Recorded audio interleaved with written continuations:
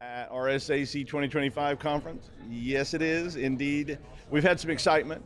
The Bay Bridge was closed. Ubers were canceling left and right. Waymo cars were running around every which way, and I kept expecting them to sort of show up out of the smoke with guys in masks and they're on fire. And because, I mean, Waymo is just like, hey, whatever it takes, man, I get there. I'm going to get you out of there. But we're still here. We got another day of RSAC, and we're going to have live content all day. It's going to be fun. My map has now been reduced down to just like it shreds. These little pieces of the remainders of the maps, because there's still tons of stuff going on, but we're starting to get down to sort of the end of the road. Now I am joined today by the amazing Matt Alderman, who is a longtime associate, and so hi Matt. Hi Doug. I love your intro, by the way. Well, thank you.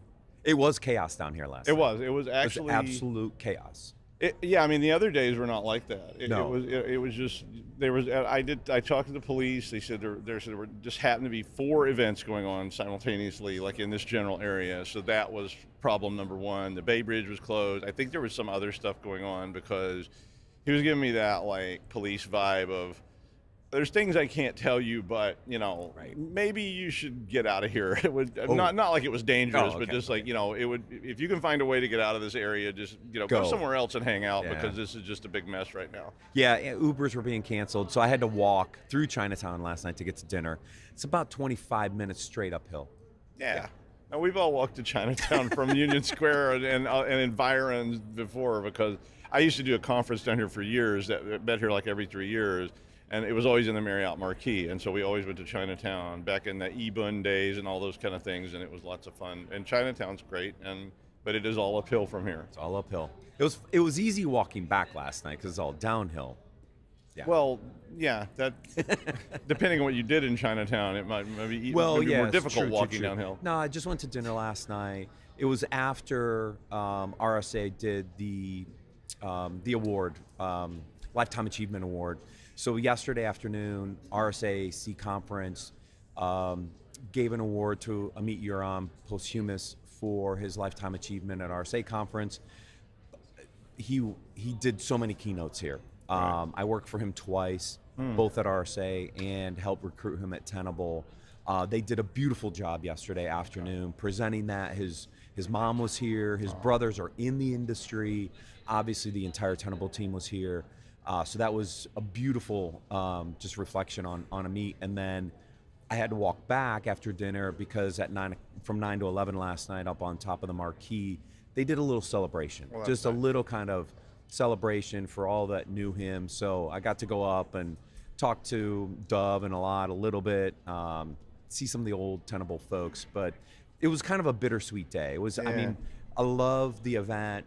That one kind of hits a little close to home, but I thought they did a really beautiful job yesterday. Well, that's really good. Yeah. I mean, there was a lot of events. I mean, we did lots of sessions yesterday. Oh, yeah. I did like 4 or 5 interviews, and I know everybody else was doing interviews like crazy down here. So we got more of that coming today. I mean, I don't know how many interviews today, but there's plenty. Believe me. We have a full schedule up until the closeout, until like 3 o'clock. So and Jamie Foxx is here at the keynote this afternoon. So I don't know if he's going to sing or I don't know. There's a DJ.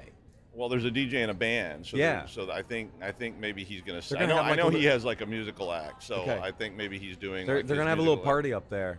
Yeah, why not? And so I guess that's the closing ceremony, and that's at like 2:30, I think is the the closing expo ceremony. hall closes at 2 o'clock today. So the beloved expo hall, which is what a lot of people come here for to go check out all the vendors, closes at 2, and then things start to wind down after that. I mean, I'm going to go over I haven't actually gone. Have you gone to the expo hall? Oh yeah, I haven't. I was like, every time I plan to go, it like doesn't work out. I got really lucky Tuesday morning because I blocked out Tuesday and Wednesday to not do interviews. Because we have a partner in town. I had to spend some time with them. So I got lucky on Tuesday. I got to go to the floor. So I did all my floor visits. So I go to the edges, I go to the backs, and I go to early stage expo. So I went up to CyberOps, which is Tuesday kind of evening. It started like 4:15. But I go up and check out all the early stage expo vendors as well. Lots of interesting stuff up there. You get to see all the new tech. So I'm going to summarize some of that in my closing session today. Okay. Well, I was going to say, like one of the things that I always tell people that are going to these big cons, like I used to go to these academic cons, and the entire expo is like, there's a guy with some books, and maybe an organ grinder monkey over in the corner, and that's sort of the end of it, right? And it's just like, oh yeah, I'm sorry, there was that University of Michigan exhibit, you know. Yeah. But I mean, you go to these and it's just almost like overwhelming. It is and overwhelming. You kind of have to have a plan. And so, yeah, my plan always for these was I always went to the, what were you calling early stage vendors. Yes. So we'll call them the smaller companies. Yes. These lesser companies over here, because they try harder, you know. By the time you get to like Microsoft, you know, they're just throwing, you know, packs of hundreds at you or something. But, you know, there's the smaller, T-shirts. yeah, but the smaller people, you know, they're interesting, and those are usually new companies I've never heard of. So you get to, so it's really interesting to go over there and see, like, what are you guys doing? Exactly. And sometimes you're going, you're not going to be doing that very long. Yeah. But other times it's like, wow, that sounds really cool. Yeah, you get to see what's kind of emerging. You also get to see stuff like, really? We're still doing that? Yeah, well, I mean, and there was a few years ago, there was the trends of AI, where that was what you saw over in that corner, was like the people going, we're doing AI, and you're like, right, sure, good luck. But yeah, I mean, so it's fun to go there first. I do like to usually go by the big company booth just to see what kind of insanity they have. And I avoid them. Oh, I mean, I know them all, so I don't need to go. I know them, but you know, I just like to see what they've got. But I always would go to the smaller ones first, because I think those are the most interesting ones that I don't know. I don't know what products they've got. I sometimes didn't even know what it was. I would have to like literally walk up and go, what exactly is that? So when I went through Early Stage Expo, I look at the signage. And based on the signage, I either stop or I don't stop. And sometimes I stop because I want to learn more. Sometimes I stop because I'm like, what's that? So anyways, I kind of push on them a little bit. Like, why did you say that? Like, what are you doing that justifies that statement, right? So you kind of push on them a little bit because you want to understand, like, do they see something differentiated to fix something? Anyways, so I use the signage to kind of guide who I talk to and who I don't talk to. I'll be honest, because we're over here and we weren't as close to the expo. Was there a number one swag or anything of this year that everybody was fighting over? Sometimes there's like something everybody's like, oh my God, did you go to that booth? I don't know. Yeah. Because it would have been one of the big booths. I know there's goats over there. I know there's puppy dogs over there. Oh, there were goats and puppies. Yeah. I think there was a company giving out live elves in a little box that you could take with you. But I heard they had to shut that down after the first day. It got a little out of control. But I mean, they always have, you know, I mean, there's always this swag thing, and you know, I remember the first time I ever went to a big one, and I'm like, I'm gonna have to buy another bag. No, they give you bags now. No, to check. Like, I'm gonna have to buy like an extra piece of luggage to put all this stuff in, and then I'm like, yeah, okay. So there's tons of that. That should be the giveaway. You should give away a carry-on bag that you can check, so you can put all of your gear in it, and then you can have your logo on it. I'm just You're stealing my idea. I know. I said this years ago. I was telling a company, I was like, make a carry-on bag with your logo on the side, and you will give so many of those away. And don't give them away until like Thursday. Yeah, like today. Like today. So everybody's over there going, I need more bags. Right. Yeah. You want to draw people on the last day of the conference? That's a great way to do it. Hey, you grabbed all this stuff. You don't have a place to put it? Yeah, the last day of the expo is not the best day. I mean, just to be fair. No, I mean, Monday night it kicks off. It's okay. Tuesday, Wednesday are nuts down there. Yeah. It'll dwindle off today, but hey, sponsors. Some people are packing. Yeah. But a lot of people have already left. But there is one thing that you can do on the last day of any expo, which was another academic trick that I was taught by like a graduate advisor. He was like, you can go there and get all your books because they don't want to take them home. Oh yeah. And you know, these people that have been showing books. And I'm like, I need that stat book. It costs like $175 because I'm teaching that class next semester for my advisor. And you know, you go down there like, could I get one of those? And they're like, no, just to order it here, fill out a form. But on the last day, like, could I get one? They're like, we have like 17, just take them all. And, like, oh, I Because could. they don't want to pack them up and ship them. Yeah, they didn't. They were like, and I literally sometimes would get a whole pile of books, and you could take all these books and sell them at the bookstore as used books. These are old school rackets before they had like gig economy things where you get on some kind of like. Well, yeah. Now my son's books are all online. Nobody has a physical book anymore. Now, yeah, the physical book peddlers are down in the corner, like, please buy me, like 5 cents. Homeless. Yeah. Can you give me a burger? We'll provide, academic books. But yeah, I mean, I think the expos are like, a lot of people come for that. I mean, obviously there's like hundreds and hundreds and hundreds and hundreds of sessions. Oh yeah. Because like I said, with the there's thousands of it. It's absolutely insane. It's an experience. I mean, I don't get paid to try to. Well, actually, do I? I don't. Yeah, you might get. If I get paid, but I don't get paid by RSAC. But right. I think I'm not pitching them, but it is an experience. It is. If they pay me, I'll pitch it harder. Sam finally got to go onto the expo floor this year. Really? The first time in like 7 years. I'm going to get to go there at the very end when they're literally tearing stuff down. I go, what was this? And they're just like, oh, it was cool. You should have seen it. Here's a postcard. But I'm often like that. So, but I am going to try to go by there later today because it was like all my interview schedules just kind of got bounced around over, well, I have an hour. But by the time I walk over there and go upstairs, I'll be like, okay, saw it, and I have to come back. Yeah. So it's like, those family vacations. Where it's like, that's the Grand Canyon, bye, and that kind of stuff. I don't know, what else, obviously sessions today, you're doing interviews, I'm doing interviews. What else we got today? Anything else you want to talk about? The wrap-up. Like, I went out, I'm going to do the wrap-up. They wouldn't let me do it. They heard what happened last time. I was like, can I please do the wrap-up this year? And they're like, you remember that thing with the hula skirt and the nudity and the 5-year ban on our booth? Yeah, and so they gave it to me. I asked to do the wrap-up since this is my, I think I calculated my 19th RSA conference. The 7th one we've done from the Wait, did you say 19th? Yes. Wow. Yeah, I'm a glutton.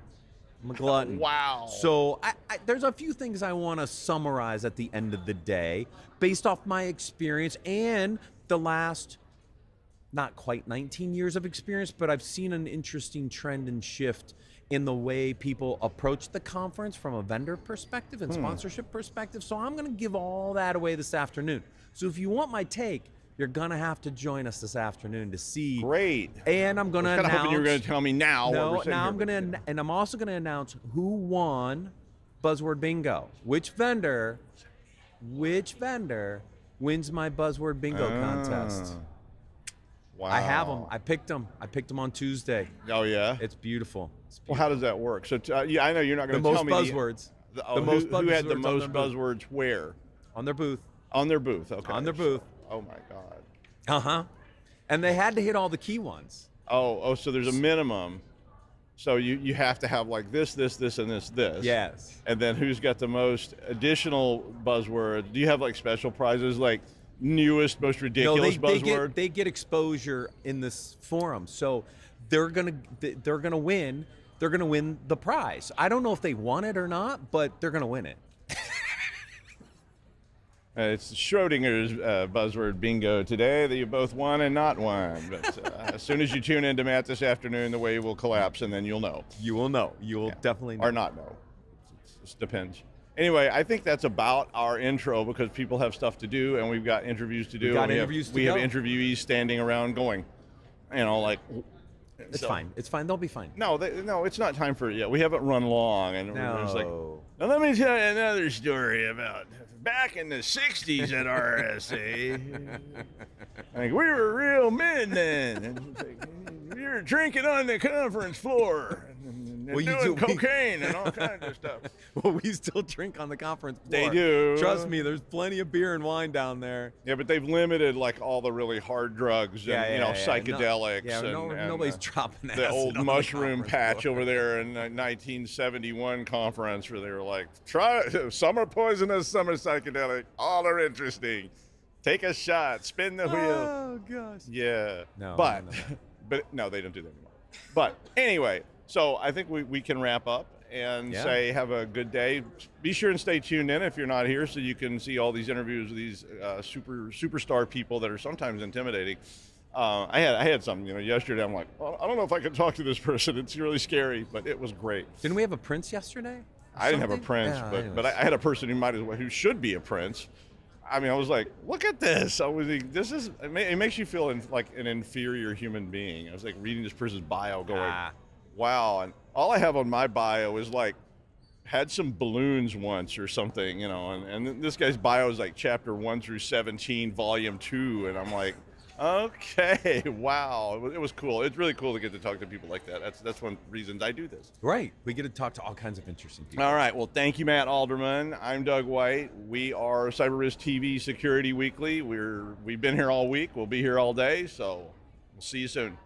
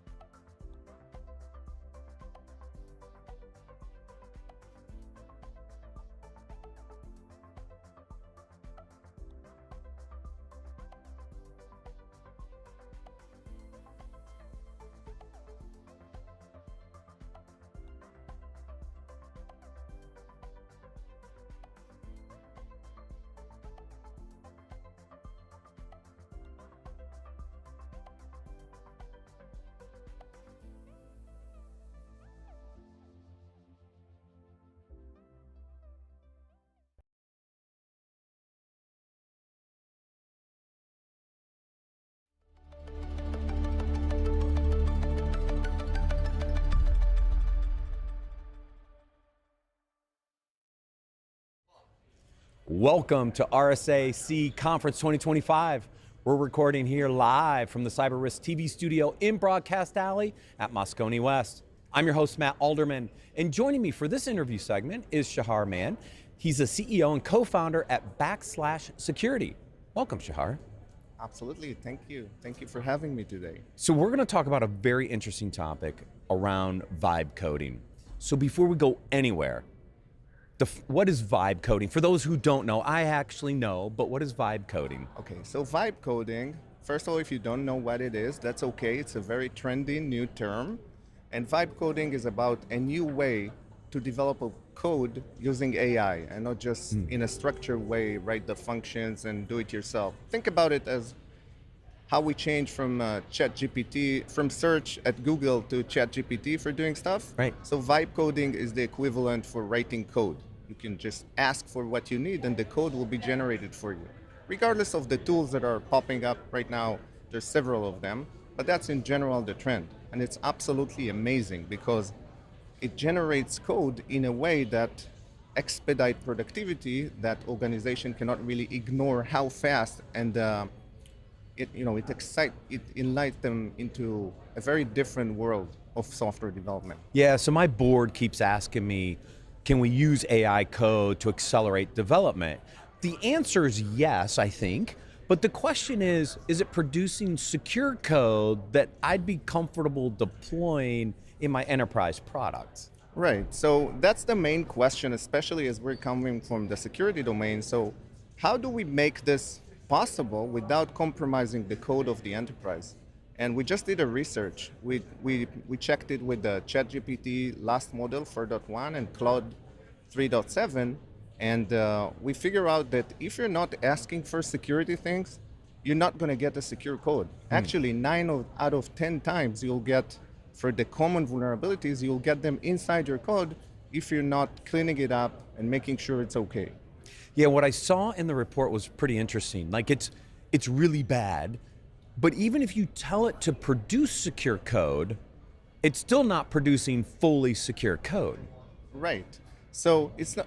First of all, in order to make it secure, you need to ask for it. You need to have the awareness. And as it happens, when you're so excited with writing code, and we've tried educating and creating awareness on the development side for decades, they're excited about moving fast and creating the functionality.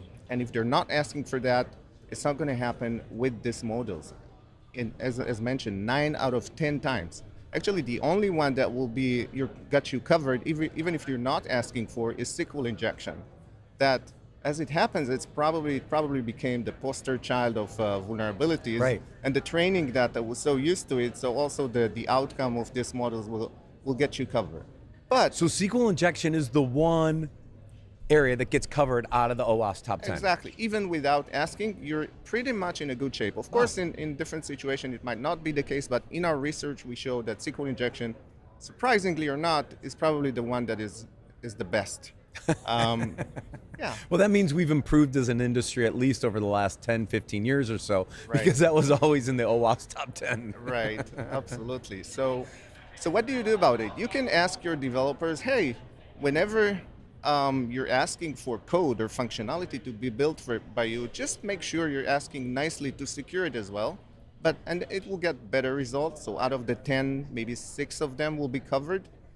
But how about we look at this problem as an opportunity to have finally the enterprise policies for security injected into these IDEs and making sure there's a bodyguard that works with the developer. Yeah.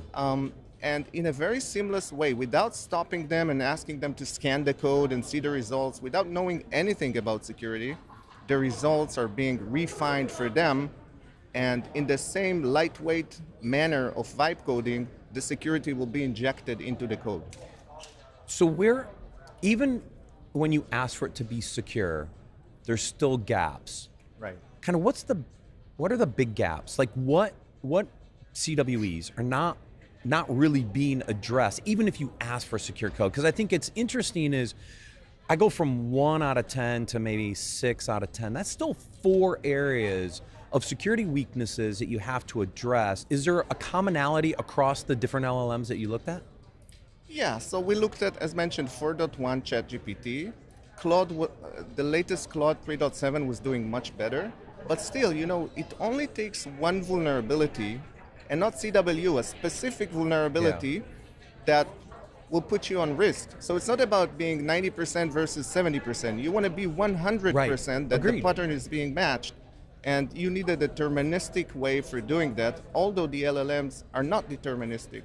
So the way to do that is to have security deterministic knowledge injected to the prompts and having the right methods inline being enforcing them, like MCP servers and inline plugins that helps you. Yeah. Actually, this is a great opportunity because as an industry, we've been looking for a way to go all the way left to the moment where the code is being generated. Right. And not only a gated approach that let the developers do whatever they want, but the PR will be stopped and let them, send them back to the drawing board and rewrite the code. Here it happens simultaneously with the code writing. This is a real opportunity to improve. To fully shift left. Right. Where the guide rails, and we'll talk about policy in a second, actually helps build the secure code and continues to go through the CI/CD pipeline with all of its other checks, right? But this is the almost furthest left we can get. Absolutely. The next left would be the minds of the Yeah. developers. We'll have a chip implanted into the developer's mind, maybe. Maybe. So as organizations think about vibe coding, right? I think the first question is, do you allow it or don't you allow it, right? Because what I saw early on with AI, just in general, was this huge ramp up of euphoria, oh, we're gonna do it. And then people realize, wait a minute, we're not securing it. And they put a bunch of policies in place that basically said, no, you can't do this, right? We gotta understand this first before we're going to allow it. So policy must be the first step in the process, allow or not allow.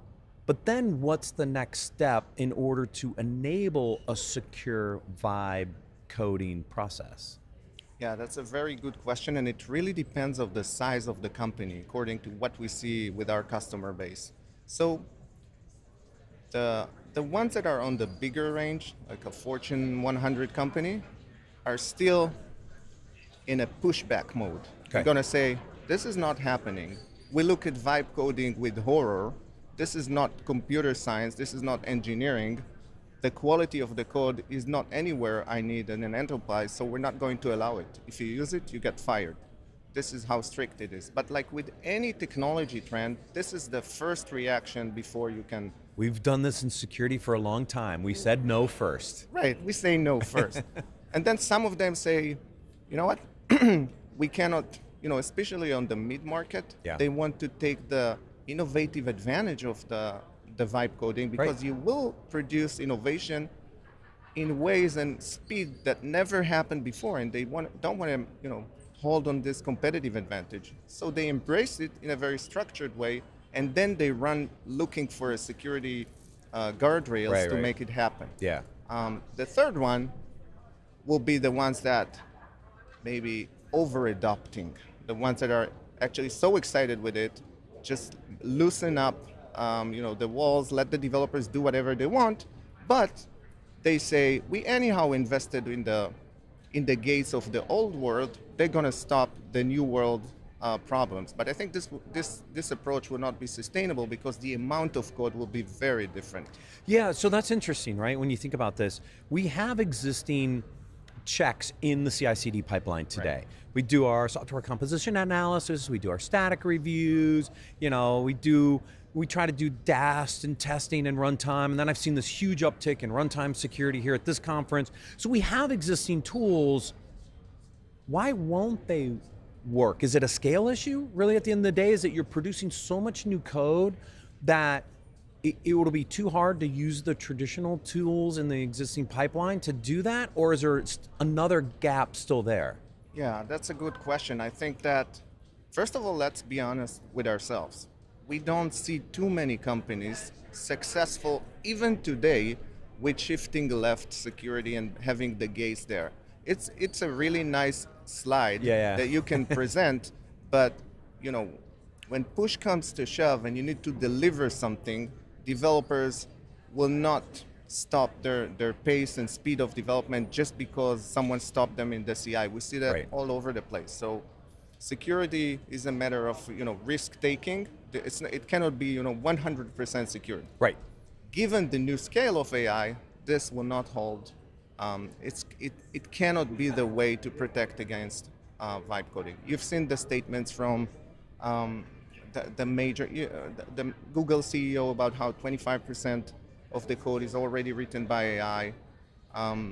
Up to 90% will be in the next 3 to 6 months. I think it was Claude's CEO mentioning that the revolution is happening in pace that we've never seen before. We have customers that public customers last quarter told us it's not happening.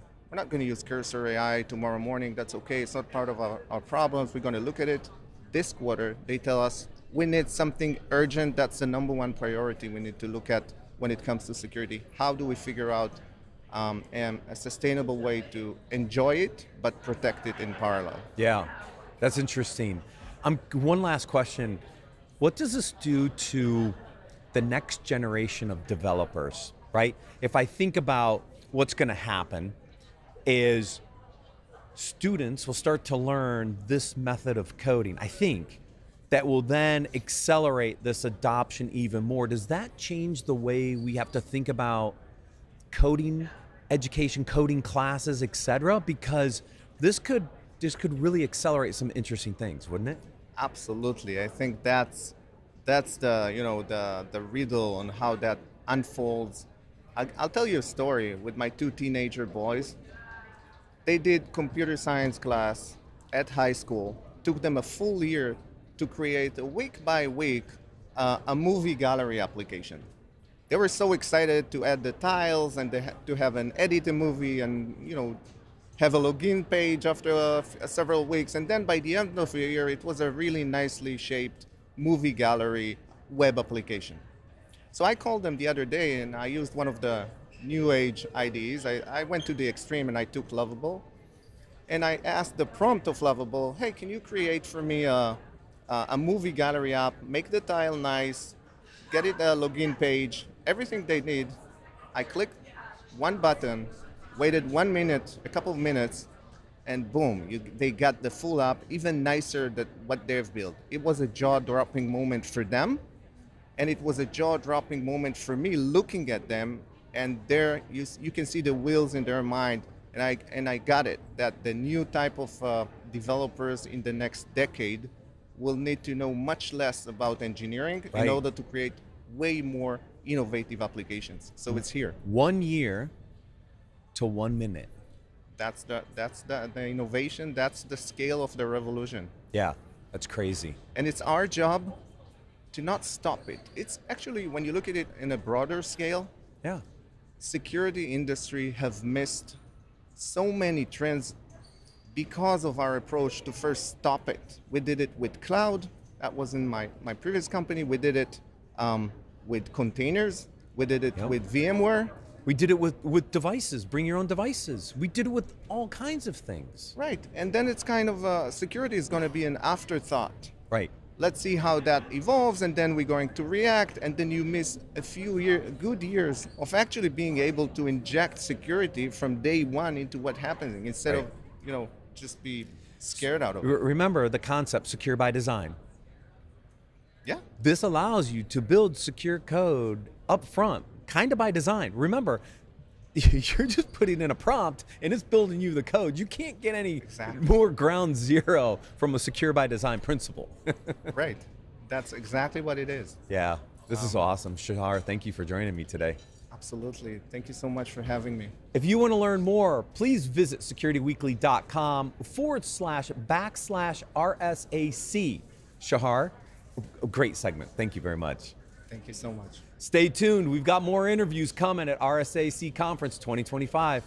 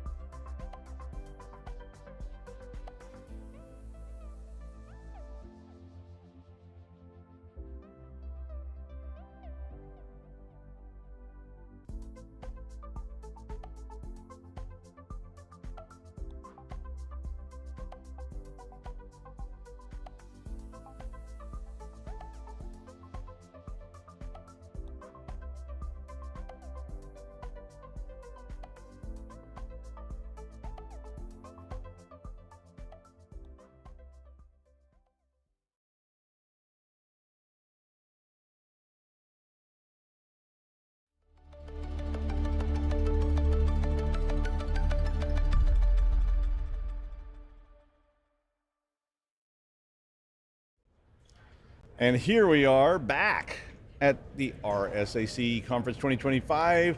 We're recording live here on CyberRiskTV and Broadcast Alley at Moscone West. It only took me, like 3 days to figure out west, east, north, and south. And then I learned I don't think there's an east. But you know, it was crazy. Yesterday we had all kinds of crazy traffic and things, but it's lots of fun. And today joining me for an interview is Eyal Benishti, got it. Who's the CEO and founder, not just the CEO, but the founder, and I always like to talk to founders of IRONSCALES, which is a really cool company, and the master of email security everywhere. Hi, how are you doing? Doing great. How are you? I'm okay. I mean, it's this conference is, it's a long conference, and we've been here for 4 straight days, but yeah, we're going, and it's a lot of fun. I was really excited to see you coming in because this is a topic that's very near and dear to my heart because I love scams.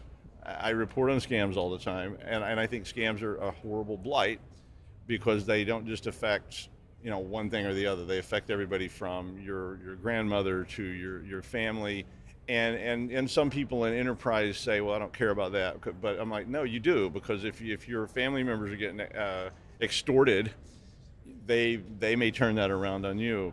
And I mean, phishing's been around. You and I were just talking about some historical thing. Phishing's been around as long as that history's been around, whether it was chain letters or you won the Spanish lottery. I remember when I was a kid, people getting hand typed letters saying you've won the Spanish lottery. If you just you write this check and send it here, we'll send you all your winning. And all that stuff has evolved into basic modern phishing, right? And then you were talking about Phishing 2.0. So this was the expansion, and I almost got hit with one of those. Normally, I'm pretty immune. I mean, I know I'm not immune. I didn't say that, but I almost got it. It had my daughter's name. It had my daughter's school. It said my daughter needed a signature, or she was going to be left at school when a trip started, and they needed it immediately because the bus was waiting, and if not, I needed to come and pick her up within 15 minutes. Yeah. And I was like, oh, okay, I got to handle this. And then I went, why would they contact me? They would contact my wife. And I was like, whoa, and I put it on my sandbox, Now, so you were getting to Phishing 3.0, right? So tell us, what is Phishing 3.0? Which is, for most part, some of the things that you've just described. Like, you call it 2.0, but this is what we're going to see more and more in 3.0 as well. And the only thing that can make the distinction if it's 2 or 3, it's a question of who's behind this attack. If it's an agent, an AI, it's 3. If it's a human being, it's probably 2. But just to kind of maybe put things in context, Phishing 2.0 was kind of the point in time that we realized that threat actors are moving away from Phishing 1.0, which is all about the bad links, the bad attachments, like emails with typos, the Nigerian scams, right, and all these kind of things.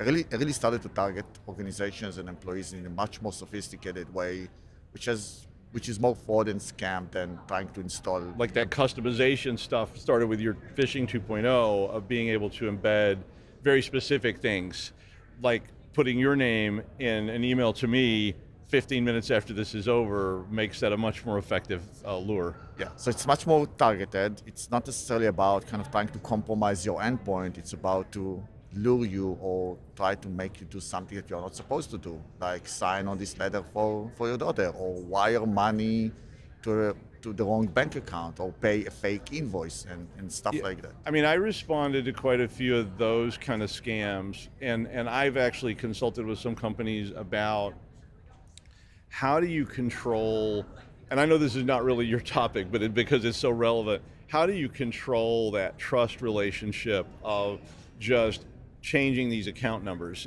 because I did 2 different companies where they had lost quite a bit of money simply, and one of them was just straight up off of an email. I mean, they emailed the only thing, I looked at the email for them, and the only thing that was legitimate in this email was the name of the president of the company. And I'm like, anyone could do that. That's not clever. That's just, I did a web search and found out that you're the CEO of IRONSCALES. Okay, I can send out an email with your name on it all day long. And this employee just did not have the channel, and we were setting up sort of what I called the double key system. where, okay, anything over, because I just asked, what do you want to lose? You know, what are you comfortable with? You lose 10,000, 100,000, million? Yeah. I don't know. You tell What's your me. threshold? And anything over that, you're just going to need to put this double key system so they can't just go in and change an account. It's a good example because the threat act, the cyber criminals, they know it. Like, you know, and this is exactly what they're trying to do now. They're trying to hack the process. Okay. They know that business processes are flawed and they're looking for loopholes, and they know that every company probably has this kind of threshold, and they're just trying to fly beneath the radar and find this kind of amount that will probably approved without the second key. Okay, Right. so and this is something that we see a lot with Phishing 2.0. They have a very good understanding of how the business is operating. They know who to target. They know who the mail should come from. To your point, like, it should come from the president or the CEO or the CFO. They are highly contextualized. So very, very hard to. And that works. I mean, the more contextualized it is, the more likely it is to work, because I saw my daughter's school name, the headmaster of the daughter's school, and you're going, okay, this is probably legitimate. But even then, I was like, oh, I don't know. $10 billion in 7 years. I think it means it says a lot. It's a huge industry. Yeah. I mean, they have customer support. They've got tech support for their products and all this kind of stuff going on. So one of the things that you were then bringing up is this Phishing 3.0, which has some of the same. It's obviously the same elements, but now we've added a whole new dimension to it to make it even worse. So why don't you tell us a little bit about that? So to your point, they're trying to do the same thing. They're trying to scam us. They're trying to scam organizations and employees. What's make Phishing 3.0 very interesting is that with Phishing 1.0 and 2.0, it was all about text. Okay, it's an email, maybe it's a text message. Now with generative AI and all the great technology that we are seeing coming out there, they are now able to introduce new modalities. So imagine not just receiving this email from your daughter's schools, but the principal or her teacher is now calling you on your phone, and it sounds exactly like her. Okay, and if you're in a business environment, now imagine one of the executives jumping on a Teams call or a Zoom call with you and repeating basically what they just asked in an email, a text, or a voicemail. So we are in Phishing 3.0, we are basically stepping into a multi-modality, multi-step type of scams and frauds that we call Phishing 3.0. It's becoming that text surface kind of is changing in a very significant way, and the level of sophistication and the persistency. Have you seen any? I was just thinking just now when you were saying that, I was like, have you seen any cases where they were sort of coordinating? Like an email comes in that says, hey, this is from Bob, and then you get a phone call like, did you get my email? This is the president. Like, have you handled this yet?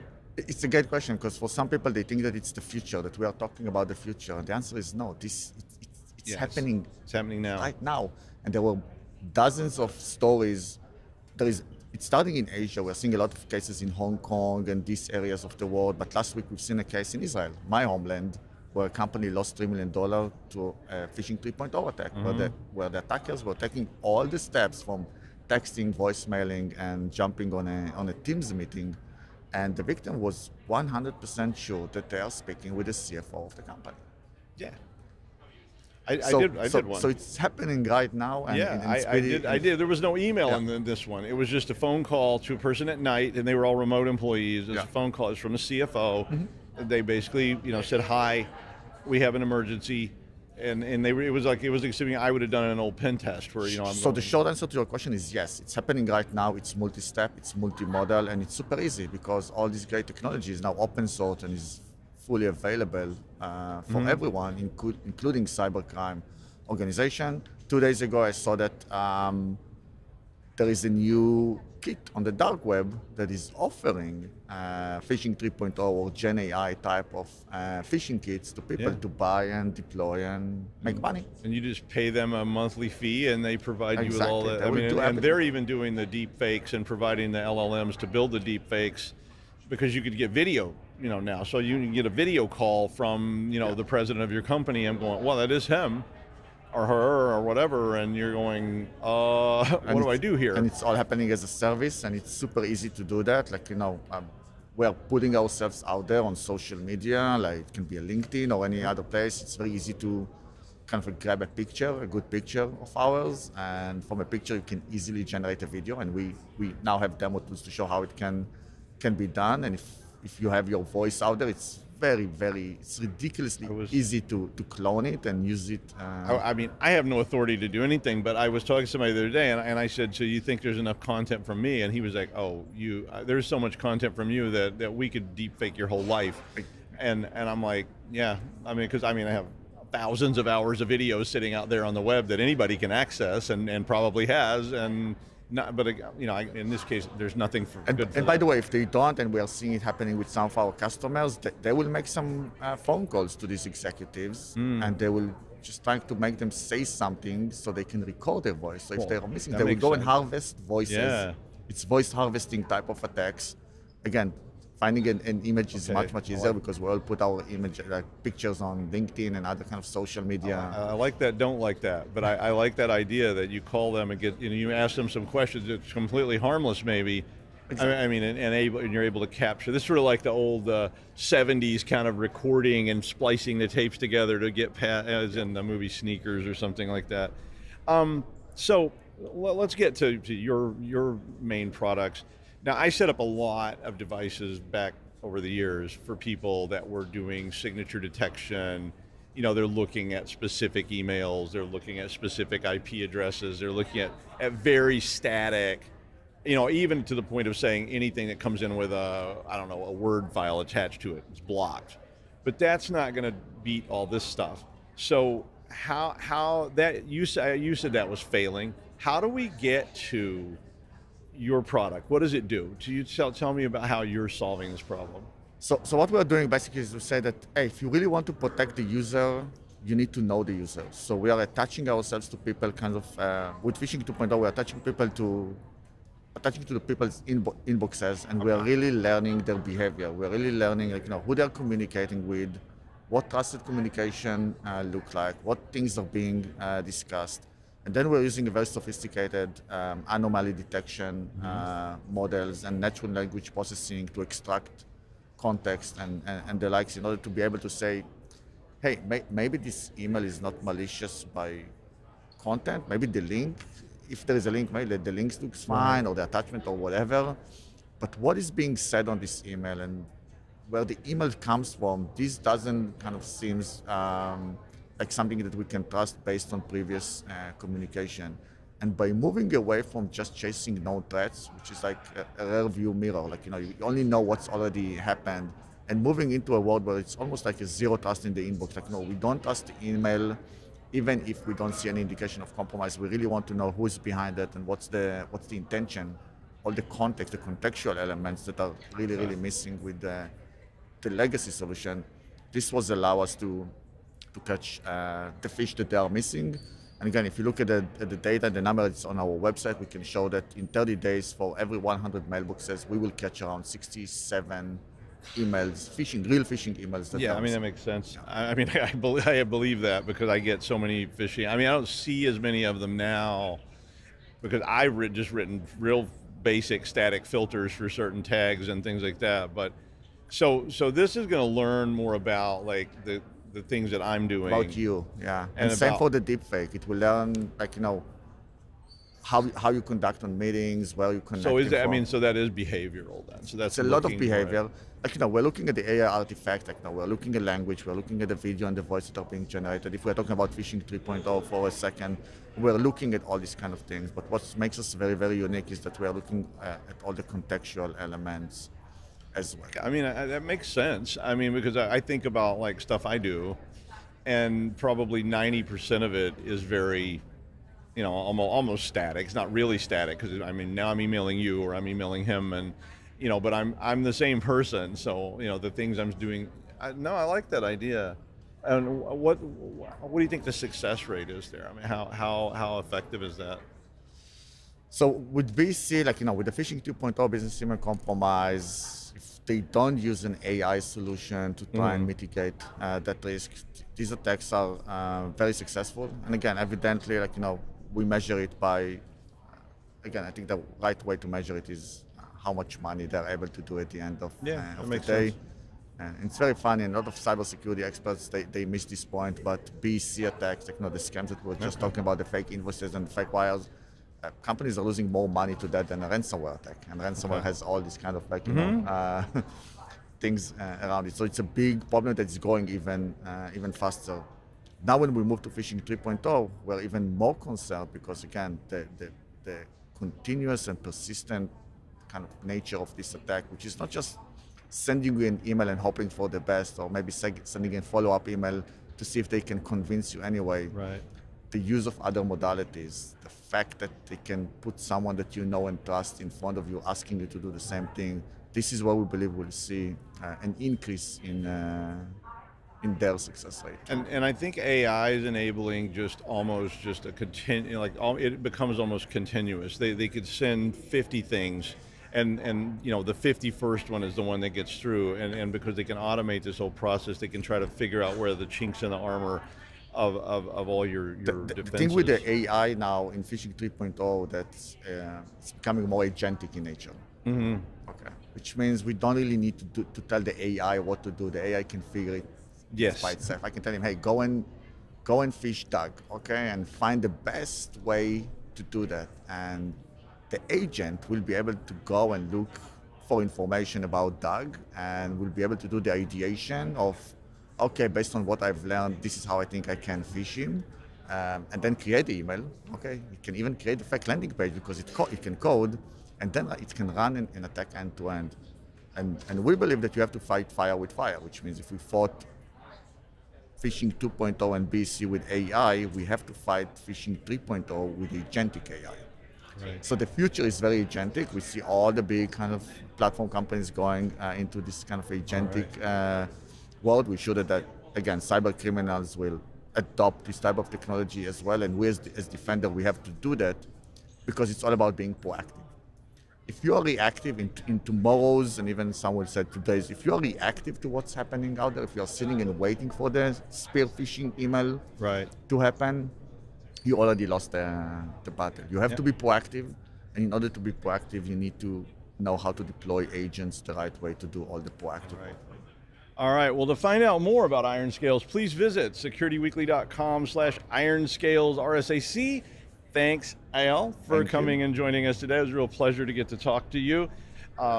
We will be here all day. Stick around, and we'll be back after this break with more live interviews from RSAC 2025 conference. Thank you. Thank you. It was a pleasure.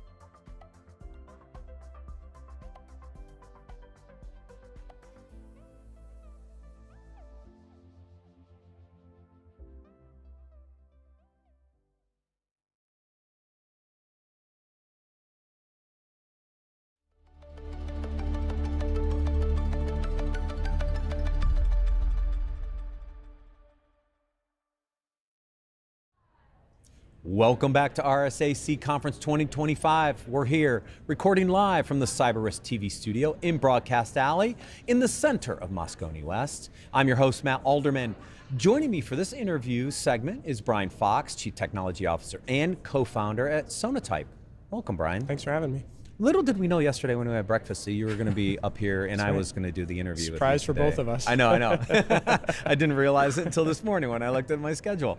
We're going to talk AI, a lot of people talking about AI, but from this perspective, more about open source AI. And so let's start a little bit with kind of the challenges around what are people doing when it comes to AI, the LLMs. Are they hosting it? Are they pulling it down, using it themselves? It's a combination of both. What are you seeing trend-wise on how the LLMs are being used? It's all of the it's all of the above, frankly. And the area that we focused on, that our customers were asking us to help them with, is to understand when developers are using LLM models inside their applications. Yeah. Right. So a lot of the focus is on AI-based tooling around it, that developers might be leveraging to produce better code, Copilot-like use cases, right. Chat GPT-like use right. cases. But what we're finding increasingly is that the developers are finding these small models that are tuned for specific things useful instead of writing complicated algorithms. And so they pull down these models, bake them in like any other dependency in their software, and then ship it. And so this is sort of, out of sight, out of mind, right. is what we're finding. And we're finding, even I was surprised how many times we're finding those in applications. I was thinking, nah, they're not doing that. That's not, and I was wrong. And so, I've been coaching a lot of leaders. If you're not looking for this, if you don't have tools to look for it, just because you don't know it's there doesn't mean it's not there. Right. And so that's kind of the part that we're seeing, and we're trying to help people. And with. so this obviously mirrors the early days of open source software too. We had kind of the same evolution, right? Yeah. People were pulling down open source software, embedding it into their applications, had no idea it was there.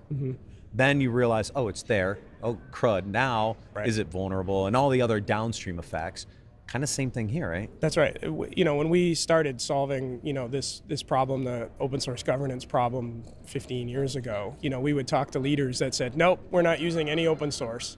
And we run the Maven Central repository. So all the world's open source Java components get downloaded from our infrastructure. And so we'd look at the logs and say, you downloaded 100,000 components from us last year. The fact that you think you're not using open source is a glaring hole, right? Yeah. And it's the same thing, because in their mind at the time, open source was Linux, OpenOffice, Firefox, these types of things, not the fact that 90% of their software was actually open source. Now, if you ask the developers, of course, they'd be like, yeah, of course we are. Why are you even asking? Right. And you get the same response for AI. It's the leaders who aren't aware that this rapid adoption is happening. And so there's the Wild West kind of aspect of this. And that's what we're trying to help people manage. Yeah, so I assume this starts with inventory.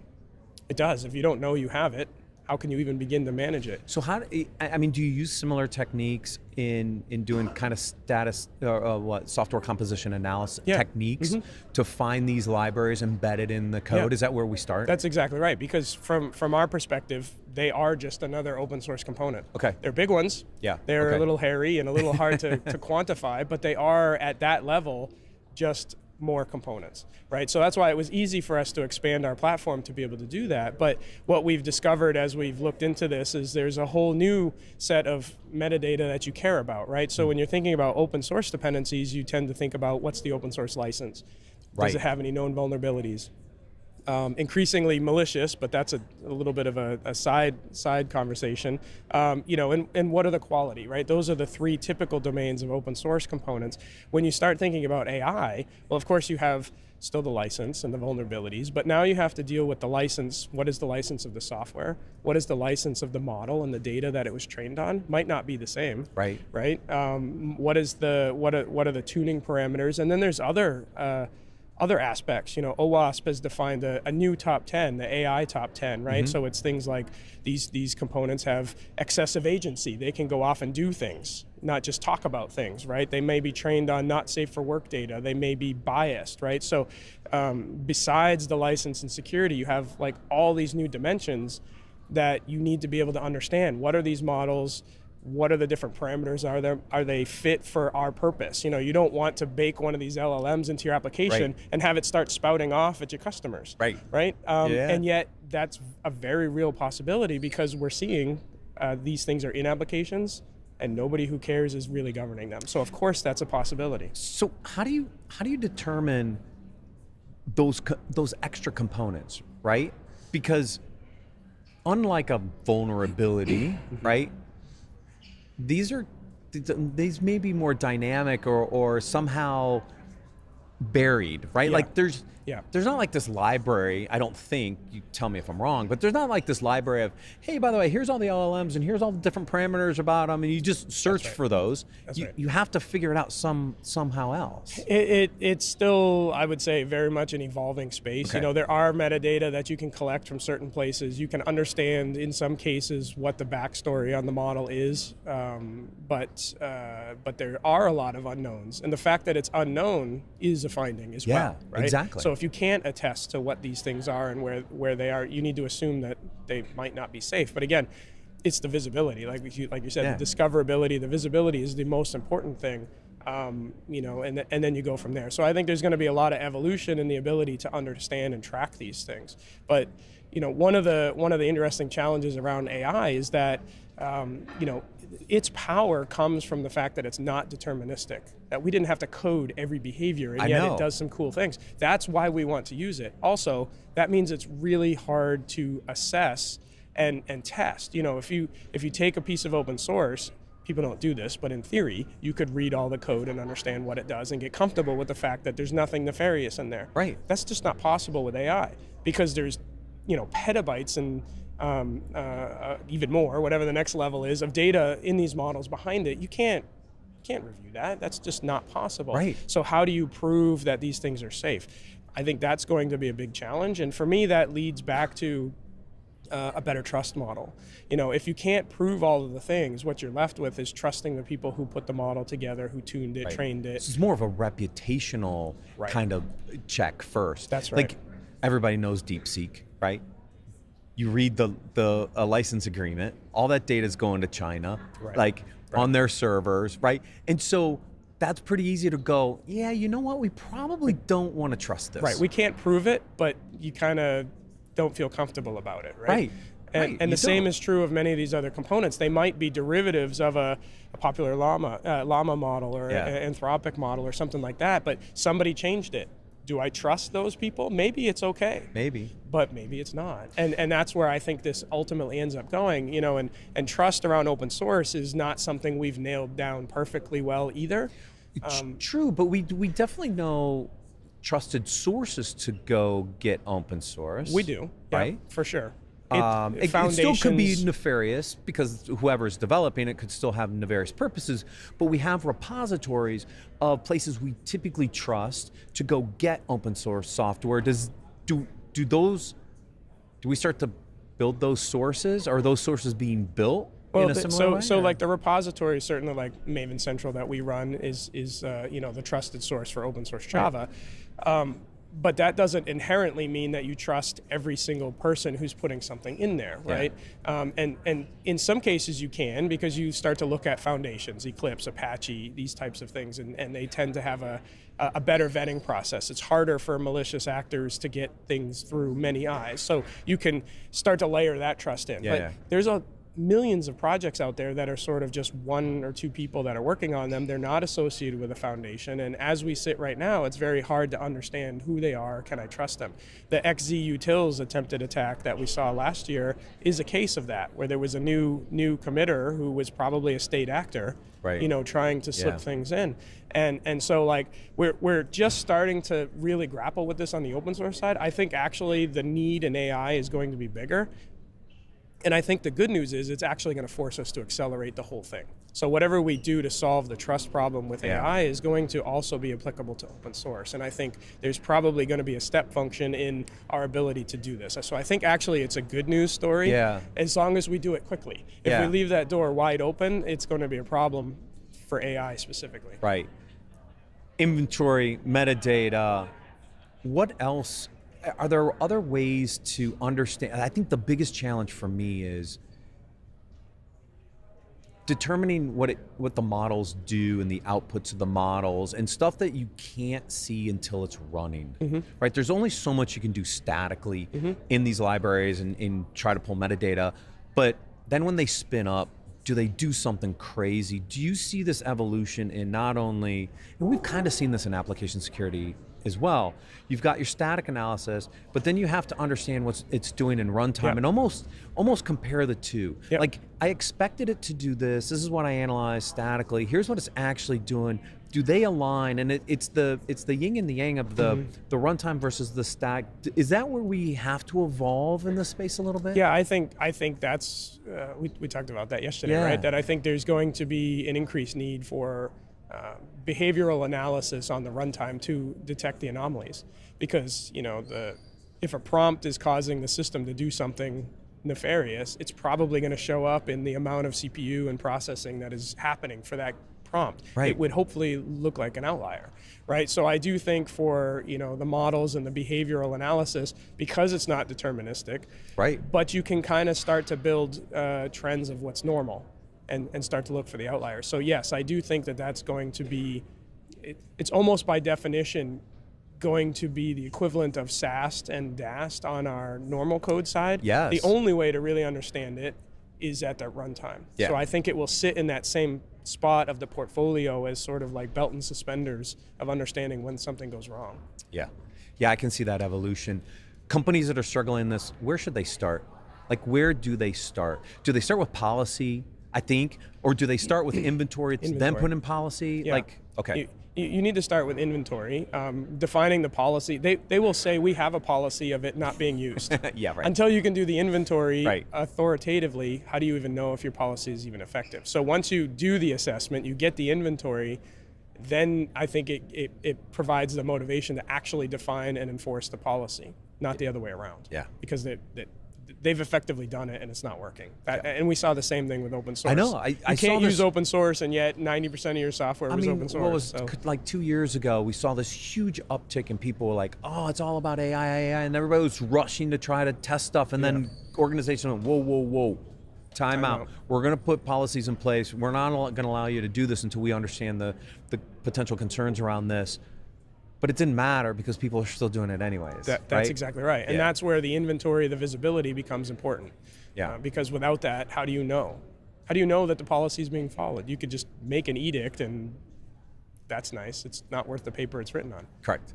Yeah. Well, I mean, that's always been part of the fun in security in general. That's anyways, right. is alignment to policy. One last question.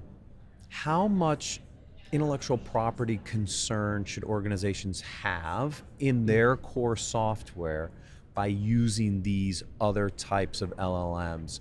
Because I know building a software product, there's certain license types I stay away from because they get me into IP trouble. I assume the same thing exists here? Oh, absolutely, yeah. I mean, the license of the data is very important there. Yeah.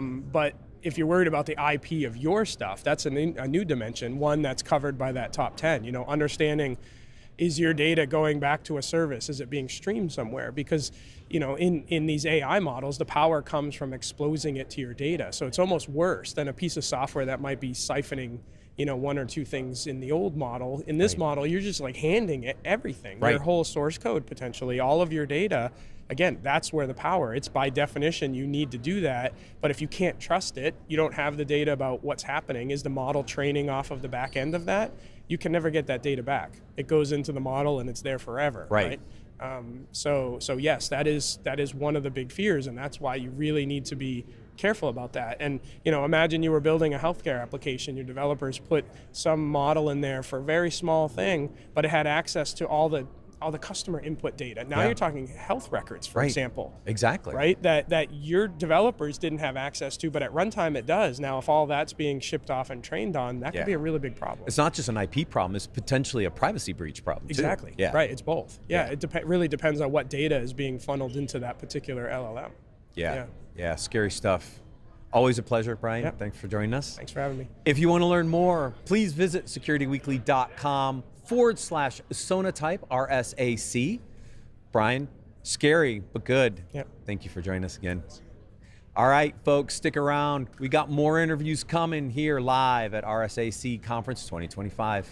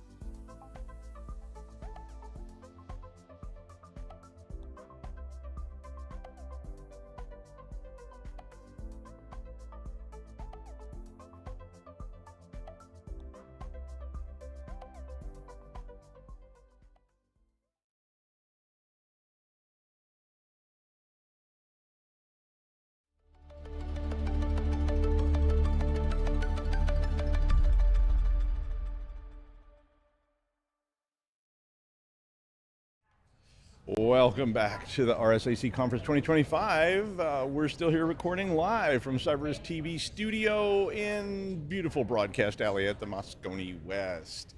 I'm Doug White, and joining me for this interview is Chad Alessi. I wanted this interview because I wanted to talk to you about this, but Chad is the Managing Director of Cybersecurity for CTG, so that is really cool. Now, I really do, and I'm not just doing this because, I heard you had a lot of money you were going to pay me, but that comes later. I think of all the people I got to talk to this week, this was one of the things I had not heard. It was something that just immediately came up to me as personal, because I do get these calls all the time, and it was about middle market cybersecurity issues. And I was talking to you earlier, I saw this presentation a few weeks ago where my client who had asked me to help them with this was listening to a pitch, and the pitch just literally started with, now first we'll want to meet with your SOC team members and we'll work with that before we begin a wider implementation. And the guy's like, I'm the SOC team, I'm legal, I'm IT support, I'm everything. And so I think all those people are out there. This is a huge part of the industry. So what do you think are the biggest threats facing all those middle market companies? Yeah, it's a great question, and it is one that we see continually over and over again with mid-market companies, where they just have one person who's trying to do everything, right? Everything, kind of a Swiss Army knife type of person who can kind of handle everything, and by the fact that they don't have the budgets or they don't have the money to even go and hire a full team to do it is just kind of like, well, Doug, you're it. So good luck, congratulations. Yeah, so we're trying to deal with it. But the mid-market faces a lot of the same issues that some of the bigger guys were facing a few years back, but now the attackers have moved down to the mid-markets because they're easier targets. Yeah. And a lot of it is still the same things that we see as high priority. So, ransomware is a big issue. That can seriously put someone out of business pretty quickly. And so we've seen things like even small veterinarian offices being hit with ransomwares. We've seen small businesses being hit with ransomware, and they're going after their backups as well. So they're trying to delete those. So they really are just disabling them altogether. And I think that's shifting a little bit from what you were talking about. They were the sort of the second wave, but I also think because supply chain, a lot of attackers are starting to realize that, well, this is defended like crazy. Exactly. Yeah. But those people that put the vending machines in the lobbies of the buildings that are connected to the networks have no defenses at all. Exactly. Yeah, you're right. And that is one that keeps a lot of the CISOs and CIOs up at night, right? Is to say third-party, attack vectors are really a big problem, and it's a risk that they're trying to deal with. So we're seeing and we're hearing from customers and clients in the mid-market that it's not necessarily the attacks are becoming more sophisticated. It's really that the attack surface has grown so quickly and so vastly that it's hard for them to keep up, right? Because they don't have the teams to be able to handle it, nor do they have the budgets to be able to go to do it. And like I say, I get that all the time with people. And I even had one that I was working for them as a contractor, and they called me and they said, we need to arrange a, say, like week where our legal and accounting teams will fly in to audit your organization. And I said, it's just me. Yeah. There's no legal team, there's no accounting team, there's none of that. And they're like, oh, well, what? Yeah. And that, I think there's a lot of companies in that position, and they're not necessarily well marketed to by a lot of the players because that's just not their price point. And they're saying we're not really interested at below 10 million or something. True. And a lot of the tools and controls today, right, are minimum $200,000, $250,000 just to get them into an enterprise type of environment. And it's just beyond the budgets they can afford. We even saw that with police. Back when we were doing early forensics training, we would see forensics companies coming in and going, so we want to meet with your lab team separately from your like line team, and we're all the same. Going, I'm the high-tech crimes officer. I've had no training other than they set a laptop on my desk. And it was just a little crazy. Yeah, we see that a lot too. We've done some incident response planning right around that and trying to help with the resiliency. And we go, okay, well, we need to, get all the teams together. And they go, well, it's just one person, so we'll get that together for you. Right? It should be quick. It should be quick, right? So we're working with that individual to come up with a plan for them. And I think it's a matter of just setting your expectation when you go in and work with those mid-market companies to say, these guys really need help, and we need to come in from their perspective, meet them where they want to be met, and that's what we try to do. Okay. Yeah. I mean, is it just money and the dollars and all that keeps like these middle market companies from being able to get into this space, and should they just be like, forget it, we might as well just say we're nothing we're going to be able to do? Yeah, no, I think budgets are a big thing, right? Obviously. Because you have to deal with it, you have to work through within their budgets and their means, but it's not the most important thing. And particularly for us, we try to help our clients understand it's really about visibility and prioritization, right? It's understanding what you have in your environment, what's your biggest risk you have there, really knowing what that is, and then trying to prioritize the amount of controls that you want to layer in and get the biggest bang for your buck. So looking at your security goals, matching that with your business strategy, and so what is the biggest risk if you lose a system? How can it impact the way you can actually generate revenue and make money? And then prioritizing those systems and being able to layer in those controls at the lowest cost you can to be able to be effective and do that, right? And you're really looking at, are we spending money for the sake of just this layers of defense? Are we actually prioritizing the highest risk and then mitigating that risk with some control that we can put in place, and really trying to measure that return on investment to say, okay, it makes sense for us to install a particular application because this is going to reduce the amount of risk we have today. But if it doesn't make sense and it doesn't align with your business strategy, what's the point, right? Because if it doesn't reduce a risk, then you're just adding for the sake of adding. Yeah, I mean, and I think that's the way controls get applied, and I mean, I did a lot of like compliance auditing and things like that, and when we were looking, and a lot of the compliance auditing we were doing was for a large company, but it was a large company that had to bought small companies. And again, that was sort of awakening for me, because I'm walking into a company where, again, we're going like, can you get your accounting team out here? I got my accountants ready to talk to them, and they're like, oh, I'm the whole thing. Exactly. I'm the whole bit of it. So now, so I'll tell you what I think, and you can tell me what the answer is. Sure. One of the first steps I usually talk about with this is understanding your data flows. Because to me, to understand your threat surface, you have to understand what you have. And a lot of times they don't. A lot of times it's like, well, we think there's a server here, and oh yeah, we had that thing set up in 2 years ago, and it may still be there. I mean, what are your like first steps, practical steps that people need to be moving if they're in this realm? I mean, they're not just able to go, okay, we'll get a bunch more money and we'll go. We do that same exact thing. So we try to meet them where they're at, right, to understand where their greatest risk is. So for mid-market particularly, if you go in telling them, well, we need to do a full, a formal risk assessment, their eyes will glaze over and they'll be like, yeah, that's not our process, right? So we have to go in and say, all right, well, let's start with doing a network analysis, understanding what those data flows are. Something simple. We're not going to put a scanner on your network and start scanning those things. Let's just grab some packets, do some analysis on those packets, understand what the origin and destination type of IPs are. How are these things communicating? What does your network segmentation look like? Do you have ability to actually quarantine or even triage an issue if it actually comes in? Setting them up for that resiliency discussion and handling if you do in fact have a effect, because it's not when, it's if, right? And at this because point, that's what you need to do. I mean, really, because that, like, I remember going to a place, and one of the questions we would ask was, do you have a network diagram? And the person said, very smug, said, yes, I do. I said, could we see this network diagram? And he goes, yes, let me get that for you. And he goes over and he gets this paper, and puts it on the table. And I was looking at it, and I said, does that say IPX SPX right there? And he said, yes, it does. And I said, so you're running IPX SPX network? And he was like, I don't know what those letters mean. And I said, so what kind of network are you running? And he was like, just the usual kind. And so again, I immediately attached my sniffer, and I'm going, okay, let's see what's on this network. I'm like, no, this is not IPX SPX. Okay, this is TCP IP. And he's like, oh yeah, I've heard that before.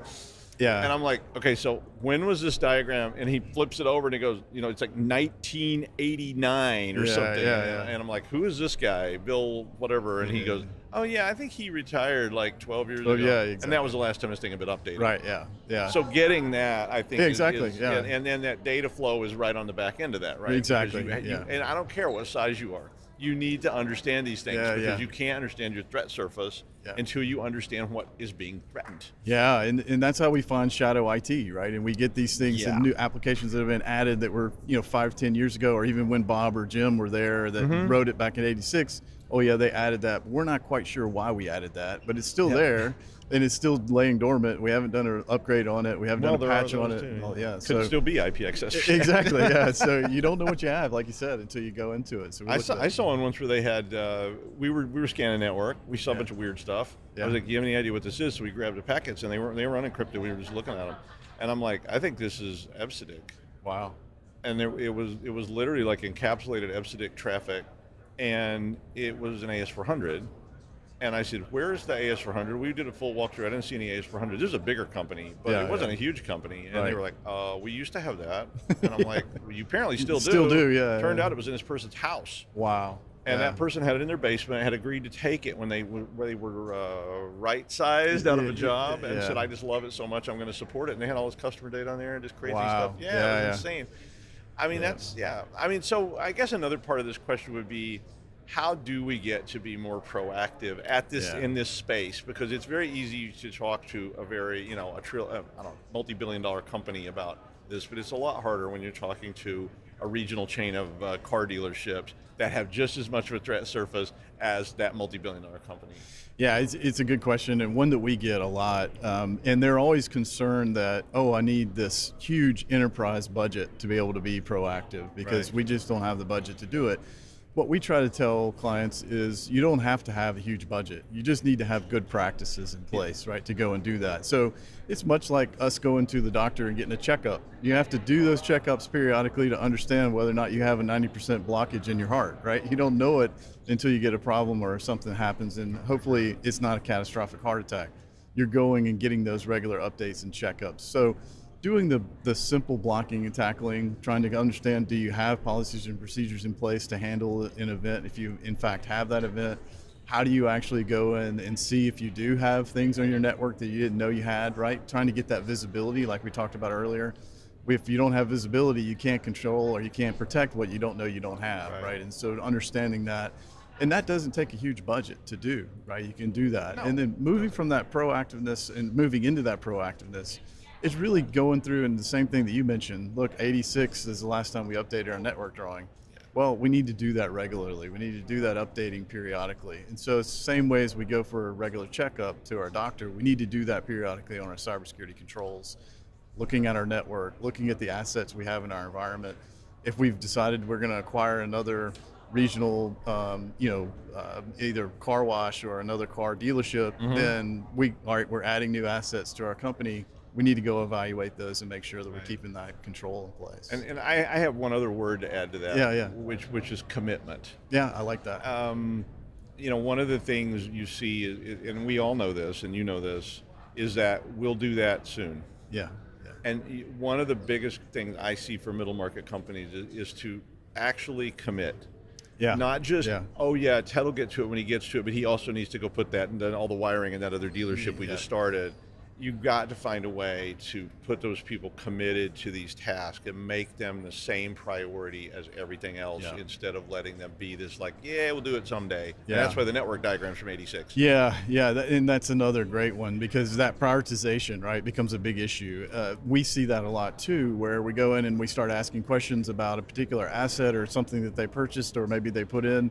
And we go, hey, do you have this particular control around it? I mean, something as simple as like MFA or something like that they wanted to try to roll out. They go, we're going to do that. We've got that on the budget. We're going to do it in 2 years from now or 3 years from now. And so that's a risk that they're just sitting out there going, we'll do it. We're committed to do it, but it's just not as a higher priority right now for us. We're going to do other things, right? And so your big role is then providing solutions to try to help. And obviously you understand the plight of these, these companies. So I mean, is that the main role that you guys pursue? We do, yeah. So our goal is really not just to come in and sell you a tool or a product, right, or a control, and then try to get an implementation cost on top of that. And it's really that stacking of the rates in there, so we're making a bunch of money off of you as a company, and you don't give any value out of it. Right. What we try to do is come in and really build that resiliency. right, today. And so we help those clients with things like you talked about. How do you be more proactive around your cybersecurity? How do you handle the small budget that you might have and the small limited team that you might have in there to actually be able to implement these things? And then building that resiliency around it. And how do we respond to an event if it happens, right? Because it is going to happen, right? And we're going to be able to have to deal with it either way. Either we catch it early because we have a control in place that can actually do that. Yep. So then now we knew that we use that as some early learning opportunities for us. And then we try to build that into that resiliency, like you said, to become more proactive and make that cybersecurity proactive. Yeah. And I would also say test it. Yeah, You know, exactly. I mean, that's another thing people neglect. And one of the things we used to do when we did DRP. Yeah. I know it's not called that anymore, but I would walk in and I would go like, okay, your entire dev team went to lunch and they never came back. Don't worry about what happened to them, but they're not coming back. Let's just say they're not coming back. Who do you call first? You know, and you would get CIOs going, I call Steve, and you go, okay, call Steve on your phone right now. And like, oh, no, no, call him right now. I want you to call him. And they're like, does anybody know Steve's number? Anybody? They don't know it, And they're like, Steve retired, and they're like, okay, who do you call now? And sometimes you get two names, and then it all peters out. So you do have to test. Well, absolutely. And so I love that scenario because that is one of the first things we do when we grab someone's DR plan or DRP, as we, as you say. We go right to the contact list. How old is that contact list? And when you look at that contact list, and if it's old and stale and people are on there that haven't even been there in 10, 20 years, or even 5 years, you know that the DR plan is I not used to good, ask CEOs to show me their contacts on their phone. I'm like, I want to see it. Show me the numbers, and I'm going to dial one of them. Just like, is the CISO in there? Is legal in there? And they're like, oh no, Marjorie handles all that. I'm like, hey, Marjorie didn't come back from the airport yesterday. We don't know where she is. Right. What do you do? And they're like, okay, I'd be helpless at that. I mean, it's a big deal. Yeah. All right. Well, thank you so much, Chad. To find out more about CTG, please visit securityweekly.com/CTGRSAC. And thanks, Chad, for joining us today. Appreciate it was a pleasure. I really enjoyed it. pleasure. I will be back shortly with more content here, in fact, really shortly, at RSAC 2025 conference. Thanks, Doug. Appreciate it. You bet.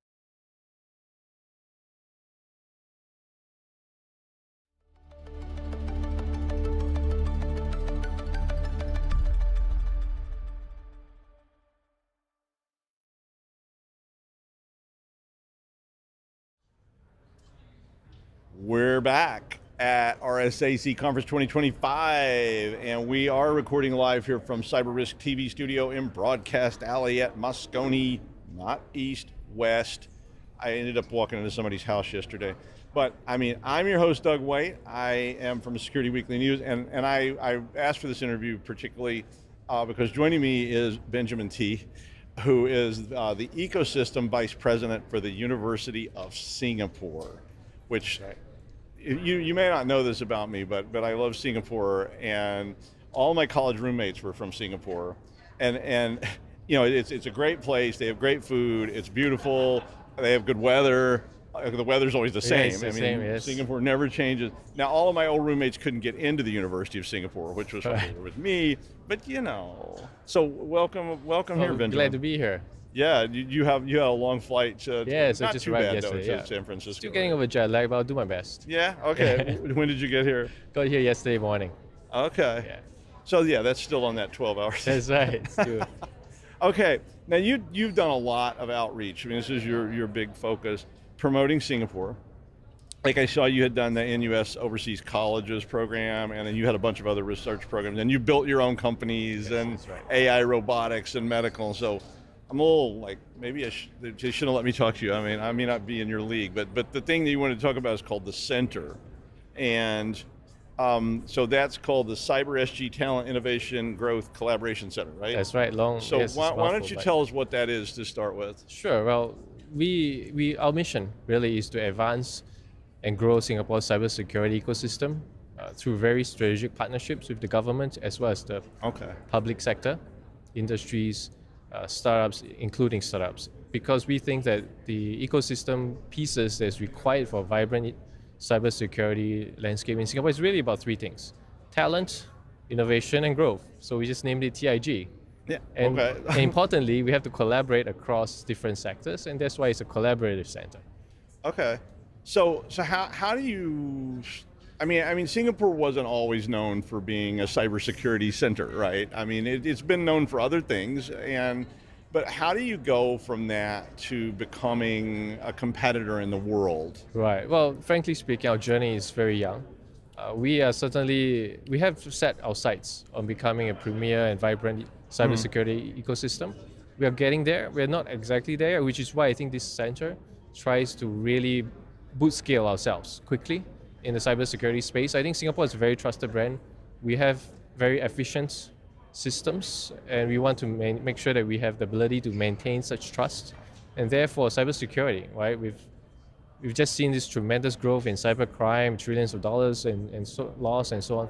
So we think that we really want to secure our physical capabilities as well as the digital capability, and hence cybersecurity. Today, we just talked about it, permeates everywhere. Everybody at some point have had a brush with the cybersecurity alert, and we're just seeing so much instances of hacking and systems failure that we think now is the best time to help consolidate our efforts through this center we call TIG. And the nice thing is, it's like the tiger for cybersecurity. TIG also rhymes with tiger. So I think we really aim to bring together the best of government, the best of private sector, and the best of academia. Okay. National University of Singapore is really a premier institution when it comes to cybersecurity research and computer architecture. Everything related to software, we are pretty top notch. We have great researchers. But what we lack, I think, is the ability to interface very strongly with the private sector, together with government, I would say, policy making that will allow us to leapfrog ahead and build a very trusted brand in cybersecurity for Singapore. I think that's a common problem. I mean, I did a lot of work with that back in like 2005 or something, and we were looking, not trying to necessarily grow a center of cybersecurity, but we were looking at the problem of small and middle-sized companies, state, local government type agencies, which had very little funding in the United States for this and very little interest in this because they just didn't feel threatened. And also then federal, so that's the national level government, and private sector. And when we first went to this, I thought, it's obvious. I'll make these calls, everybody will be like, yeah.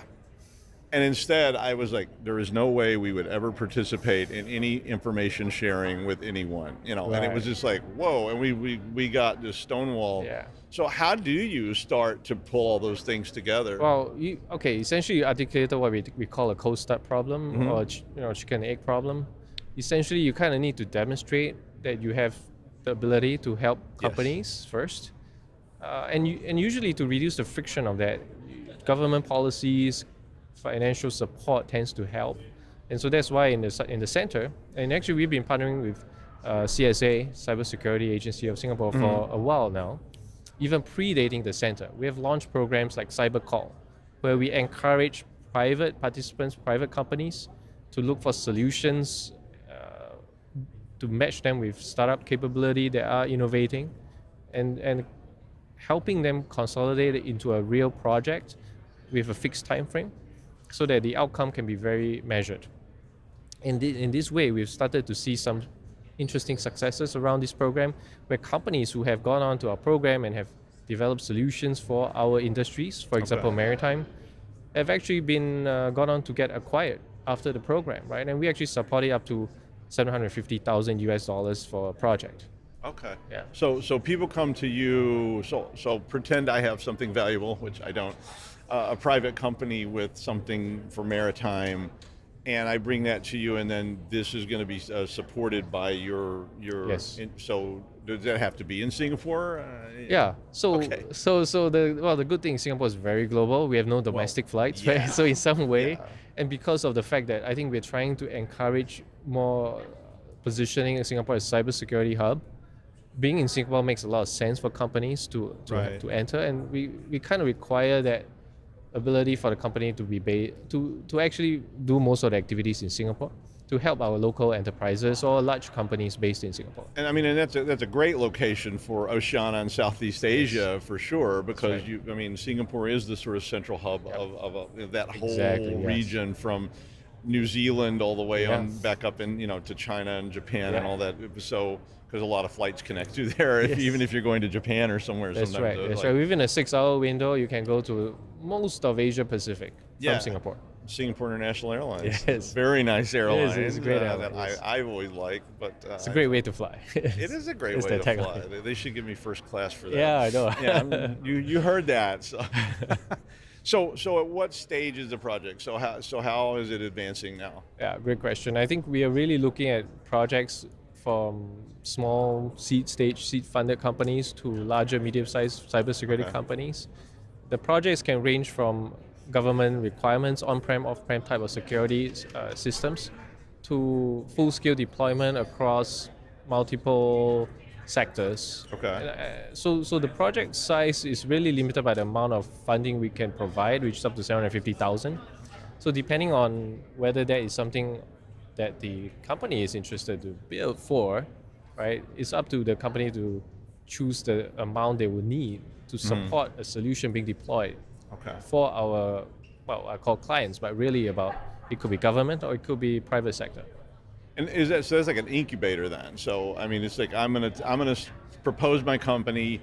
I'm going to bring my seed money and your seed money, come to Singapore, get set up, and then we can develop that. What would our obligation to you on that be? Right. So that's also another great point, right? Because we are very collaborative, we actually include, beyond just CyberCall, which is a government-funded program, we actually have what we call a innovation platform, right? Where we allow companies to get accelerated through our partnership with Plexo in UK, for example, where we bring best-in-class acceleration programs for younger companies to get to scale deployment. So this partnership just started, right? And I think we're slowly expanding. I think today we have helped 20 plus companies through such programs. So there's an acceleration part for earlier stage funded companies. There's also a scaling part for later stage larger companies that want to bring their technologies into Asia, right? And Asia in the next 10 years will have a GDP in the top 4 or 5. Absolutely. Right. So I think as a collective whole, as a block, it's quite interesting. It's a rapidly growing region. I mean, it always has been a very important region, but I think in the cybersecurity realm, it's a rapidly growing region and may well be the next big hub. It sounds like from that. Are there opportunities for other non-companies, like, so obviously some of my viewers are academics. Are there opportunities for academic interventions from, say, the university of pick someplace, and they get involved in these projects as well? Absolutely, right. I think one of the other programs that the CASA run is a research platform, and we actually do encourage research collaborations across the world with top researchers, right? So I think one way is to just look up TIG, send us a message about your interest and what kind of cybersecurity solutions you're deploying or thinking of deploying, and let us help you connect to the right parties within the Singapore ecosystem, right? Yeah. Because I mean, when we were looking at this stuff, we were trying to build like back-end pieces for like small and medium. I was really focused on trying to help small and medium-sized business, because the big companies, I was like, they got this. Right. But we had a lot of those, and we had police agencies. We were trying to find ways to back-end that into academics so that they could say, here's what we need, and maybe there were some academics who could build, develop or research those kind of those products for them to get those out. That's right. I don't know how successful that was, because we didn't have the kind of resources that you do, and we didn't have you. Yeah. We should have hired you to come in and run it, but it was really a public service thing rather than an actual regional try to focus kind of thing like that. So now you told me that this is the first time that you've been represented at RSAC. So you want to tell me a little bit about that? Like, how did that come about? So we actually, for the first time this year, actually have a booth we call the Singapore Pavilion, where we showcase 6 cybersecurity companies from Singapore, ranging from IoT to various cybersecurity solutions. And I think what we hope to do, really, I think we see RSA as an important platform to position Singapore as a global cybersecurity hub because of the people that you're able to bring to RSA. Right. And we see that our ability to bring some of our technologies here to showcase hopefully can land deals cross countries, right, between US and Asia. Yeah, I mean that's visibility. That's the first thing of marketing, right? Like I'm being on this show helps. Absolutely, example, right? and the more people that hear your message, you may get talent on the way and whatever. Talent is the you do have that key, going for you, because some people are trying to attract talent to places nobody wants to go. Yes, right. And Singapore is really nice. I'm just telling you, like Singapore is not sponsoring me. I have to agree. Yes. I guess my last question for you is what makes this different? I mean, what's making you unique compared to all the other places that might be trying to do things like this? Well, I think what's generally in Singapore, we tend to think in multi-decades. And what's unique is we really want to start at a very high level, saying, look, this is cybersecurity is of national strategic importance. We aim to build a collaborative platform between private, government, and academia, right? Which is very rare, I think, for most institutions to be able to have that high concentration of resources. And that's something that I think makes us a little bit unique. And the fact that we don't have domestic flights, so we welcome everybody into Singapore as well as from Singapore outwards. So in that sense, we are highly global, and that lends very well to cybersecurity, which is a global enterprise. I don't think, despite all the challenges that we see, cybersecurity will play an important role for everybody. Yes. Everyone's equally impacted. The threat surface is not like isolated. It's like everywhere, and we're all at risk. So would you say that because Singapore is small in size? Right. I mean, there's a lot of people there, but it's a very small island. Would you say that interaction between government and academia and industry is facilitated by that size? I mean, everybody's close. I mean, it's how big is the island? The island is roughly about 700 square kilometers, and we have about close to 6 million people. Right, so everybody's pretty close. Yes, and high density. That means you can walk to some other place and meet up with them. So, I mean, so would you say that kind of helps to enmesh all this? Absolutely. I think the center exists because just putting people together, 1 + 1 just gives you 2. The center creates a synergy where 1 + 1 is greater than 2 because we lower the activation energy to form bonds, right? Okay, coming from a physics background. So we just aim to allow stronger bonds to be forged between participants across various sectors.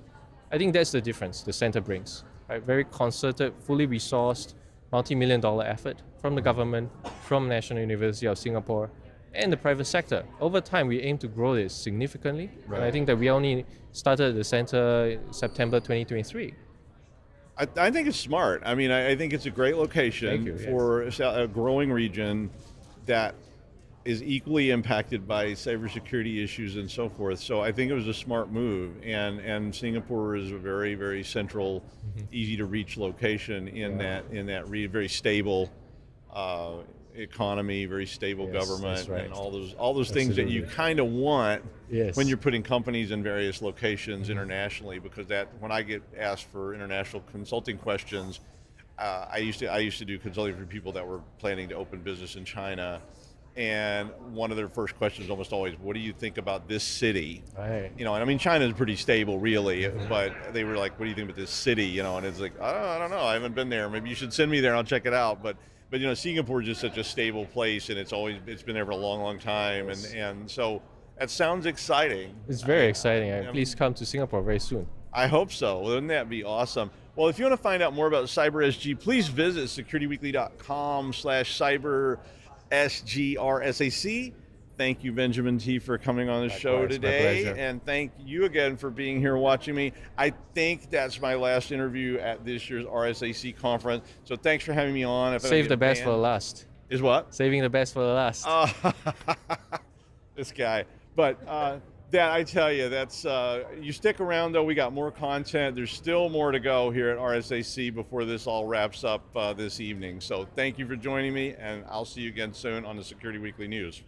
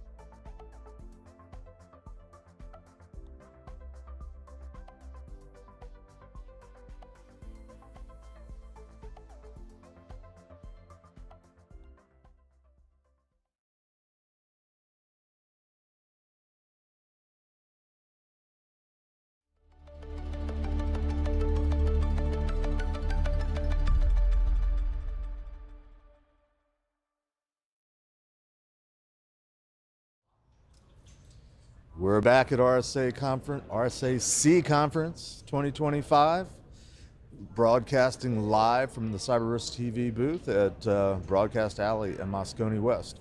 We're on the final lap here, getting ready to shut this whole thing down. The foot traffic is slowing down. People are starting to head to the airport. People are staggering along that walk of shame from having gone to one too many parties last night.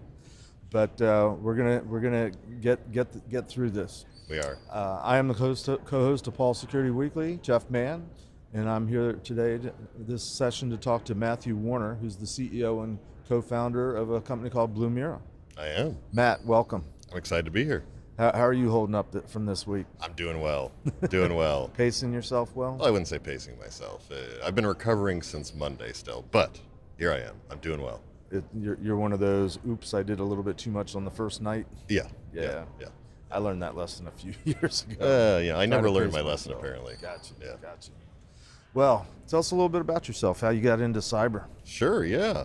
So I've been in IT and cyber for about 20 years, primarily in either, MSPs or doing my own startups. Blumira actually came from me working through an MSP, building out their SOC services, and just being sick of trying to make Elasticsearch work for us. Gotcha. It was just too much work for an MSP to really drive forward. Everyone was getting up at night having to fix stuff, and it just really wasn't worth it to the MSP. Right. And I was one of those crazy people that said, you know what we could do? Rebuild everything.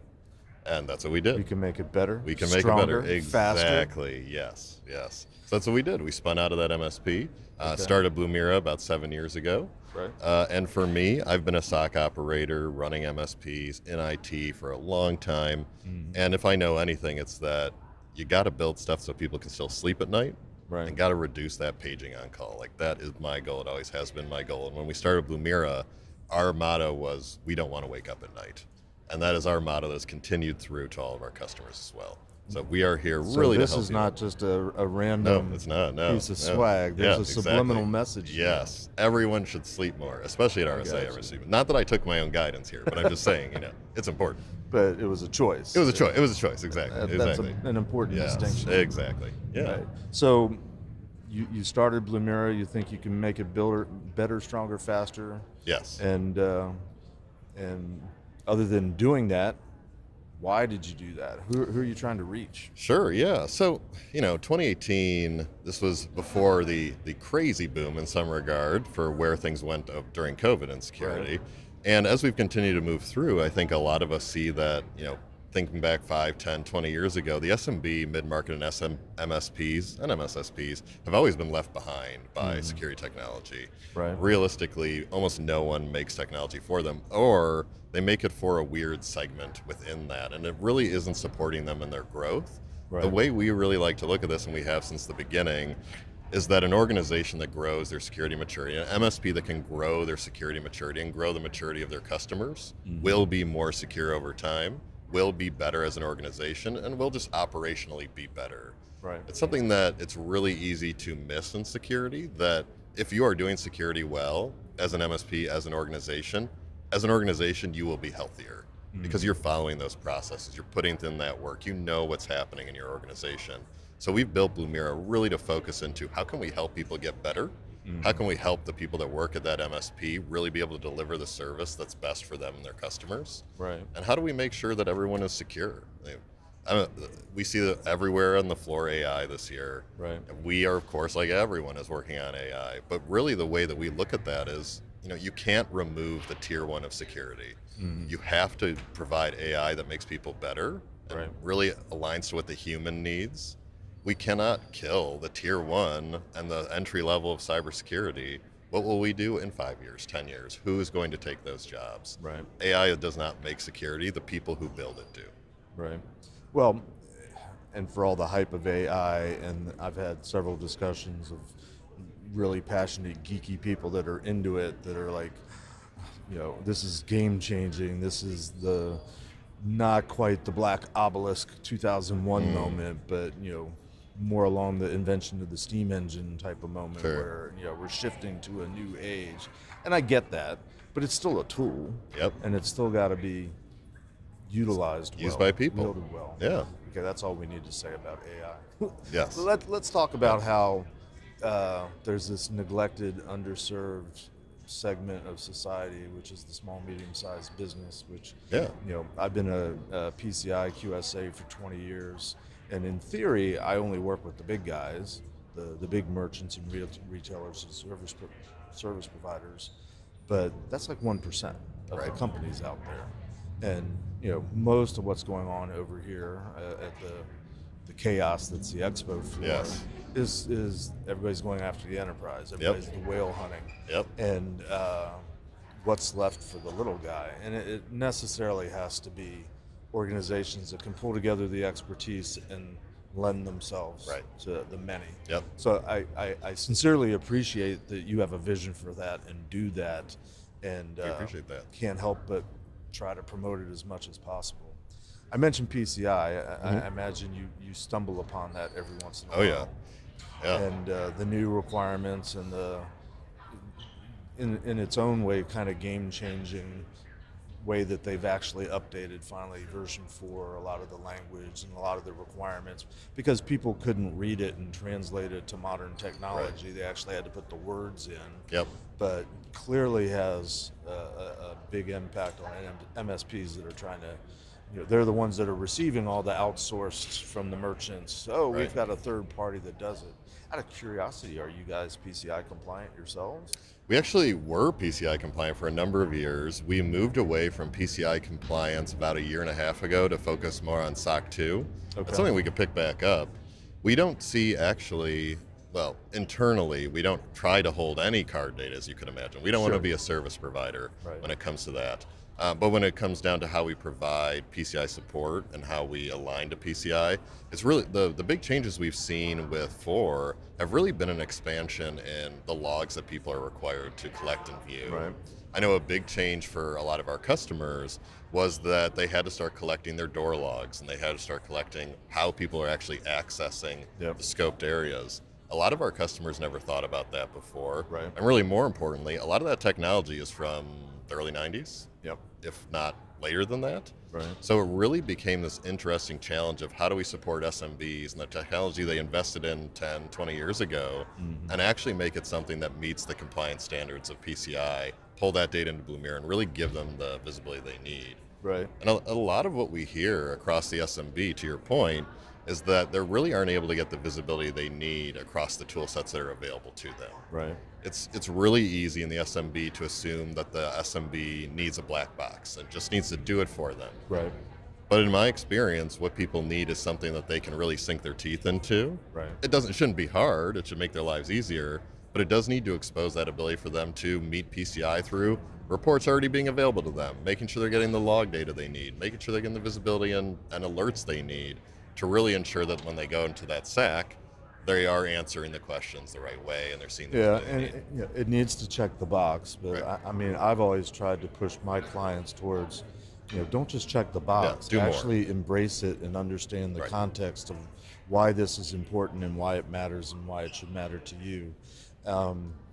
I'm sorry for doing the shameless sales pitch on air, but I am a QSA. I work for a QSA company, and you guys fall into this kind of weird in between category. But anybody that's a security provider and an MSSP, you're not touching the card data, but you're adjacent. They are. PCI has this, or could impact the security of card data, which I have a lot of customers that sort of fit into that nebulous category, and some fully embrace, we definitely fit squarely into that, so we're going to be PCI compliant, so that if for no other reason they can answer the question when they're trying to sell their services. Of course we're PCI compliant, so we'll talk later. But even in version 4, there's been logging requirements from the very beginning, centralized logging, daily log review. Now Those are my favorite. Now it's required to be automated. And I made an emphatic point. I'm sorry. You're too excited. Here we go. Right, you hold it while I'm talking. All right, I'll hold it. There we go. We'll take turns. Love it. Here we go. We'll hold it together. But that's got to help you guys. But in that context, what do you do to help? You're providing the services for your clients. Do you try to help provide context, and we're giving you information. This is what you do with it. This is what you should care about, type of thing. Yeah, so that's really the biggest thing with SMB. You have to provide context. Will it stay? Will it stay? We're good. All right, don't touch the table. We got it. So for us and for SMB, you have to provide that context. It doesn't matter if it's a detection, it doesn't matter if it's a piece of data, you have to provide context, because realistically, most people in SMB are IT focused, not security focused, and they're getting pulled into that compliance work in a situation where they are not experts on compliance. Right. Very few people are QSAs. Yep. And it's important for... And even fewer are good QSAs. Yes. Did I say that out That loud? is very accurate. Very, very accurate, yes. Right. So it's important to provide that context for them so they know, and when they go into that process, and we provide as much support as we can. We have our own security operations center and support center that provides them that kind of like, if you want to talk about your compliance, let's talk about it. Right. Like, let's make sure you get what you need. If it's PCI, if it's SOC 2, if it's CMMC, if it's ISO, like, you're going to have complexities. Let us help you solve those for you. Right. That's really how, as Blumira, we don't provide services. We don't believe that services are how it should work. Instead, it's just something that's part of the product. If you need help, you just reach out. We're going to help you. Right. Yeah, fair. Or, I mean, do you have partners that you can refer people to when they do and that's need what to the talk MSPs to are somebody? for. Yeah, exactly. Yeah, we want MSPs to grow. We want MSPs to thrive. And the way to do that is for us not to be a competitor to the MSPs, but rather enable them to drive their services. Right. And with the focus being on, we actually want to help. Yeah. And we want you guys to be secure. Yeah. It's always, I've always chuckled, especially in this environment, when I bring up PCI, people chuckle and say, oh yeah, every merchant that's ever been breached, they claim to be PCI compliant. And I'm like, yeah, but and there's this whole major requirement in PCI, which you squarely play in, which is collecting all the logs, collecting all the evidence, doing the detection and response, because even PCI assumes there's going to be a breach and a compromise, Of course, so be prepared for it. Yeah. So you can be breached and be compliant. Magical. Yes, I mean, I would hopefully one day the world will realize that compliance never aligns to you won't be breached. There is no situation where you are secure enough to never be breached. It is just not how it would be great if it worked that way. I don't care how great AI gets, it'll never be that way. It's just, I've been triggered lately by the compliance does not equal security idiom, and to which I always respond, security does not equal security. No, it doesn't. That usually shuts them up. But also compliance, and I would ask your opinion on this, but I think compliance in many cases is security, because that's all a lot of organizations going to do, especially the small ones. Yes. So I think there needs to be an attitude adjustment for those that care to understand that compliance is sort of the boundaries that you're working in. That's what those are the cards you've been dealt with. Yeah, very much so.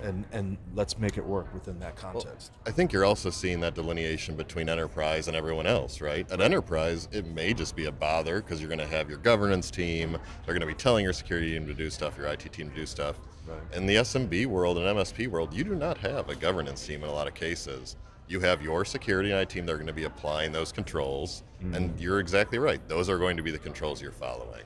Right. And it's important to live those controls and really make sure that that is aligning to where you are, because compliance drives the security operations, that drives the security, and all of those have to be aligned in a way that makes you moderately healthy as a company, and you will just as likely to be breached as someone who is not. Right. But you will identify it, you will stop it sooner, it won't be as bad, and that's the intention of a lot of these That's frameworks. the key. I remember back when the Target breach happened, and shortly after the Home Depot, there was a spate of big breaches back then. And I remember reading one headline, I don't even remember who the merchant was, but the headline was they were breached and they detected it within like hours or days. Oh, and this was this company, they've been breached. I'm like, that's a success story. The fact that they were able to detect it and minimize the damage, 100%. that's really realistically the goal here. It is. It is the goal. Our time's winding down. If I can shift gears, one of my good friends works for you, Amanda Berlin. Yes, she's amazing. Shout out to Amanda. Hey, Amanda. And one of the things I also appreciate appreciate about Blumira is the fact you have somebody like Amanda working for you and you promote what she does. Take a few seconds to tell us about what her focus is on her little side project. Sure, yeah. So Amanda runs a group called Mental Health Hackers, a nonprofit. They focus entirely on mental health for people in the cybersecurity industry. Especially SOC analysts. Especially SOC analysts. Yeah. Amanda started, I hired her as a SOC analyst at the MSP, where we realized, like, this is hell, we should do something else. Right. So I worked with Amanda for many years, and her focus has always been, how do we make sure that people are happy in their roles in security? Right. Security is so hard to stay content in a long time, especially as a SOC analyst. The impact from the standpoint of time, having to stay up, having to evaluate. Then if you get breached, just the mental impact of having to recover from a breach is significant. Right. So her mental health hackers program has done a spectacular job kind of growing that need. I know she got a big room at DEF CON this year, so she'll be there this year. Please, everyone, check out Mental Health Hackers, donate. I know she needs some donations. So if you're looking for a good nonprofit to donate to, Mental Health Hackers is out here to support the SOC, to support the security people, and Amanda Berlin's one of the best people you'll ever meet, so that it helps her too.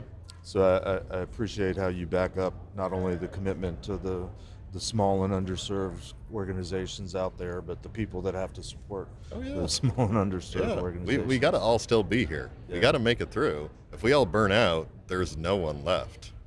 It's important for us to do that. And we have to pace ourselves. We should. Well, yeah, we should. What would Amanda say? Well, that's going to wrap us for this time. Appreciate the time talking to you today. I appreciate it as well. If you guys want to learn more about Blumira, go to securityweekly.com/Blumira, which is BLUMIRA. That's us. There you go. RSAC. There you go. And we're winding down, but if you want to learn about our whole program here, that's securityweekly.com/RSAC. Thanks again, Matt, for talking to us today. It's great. We'll be back shortly.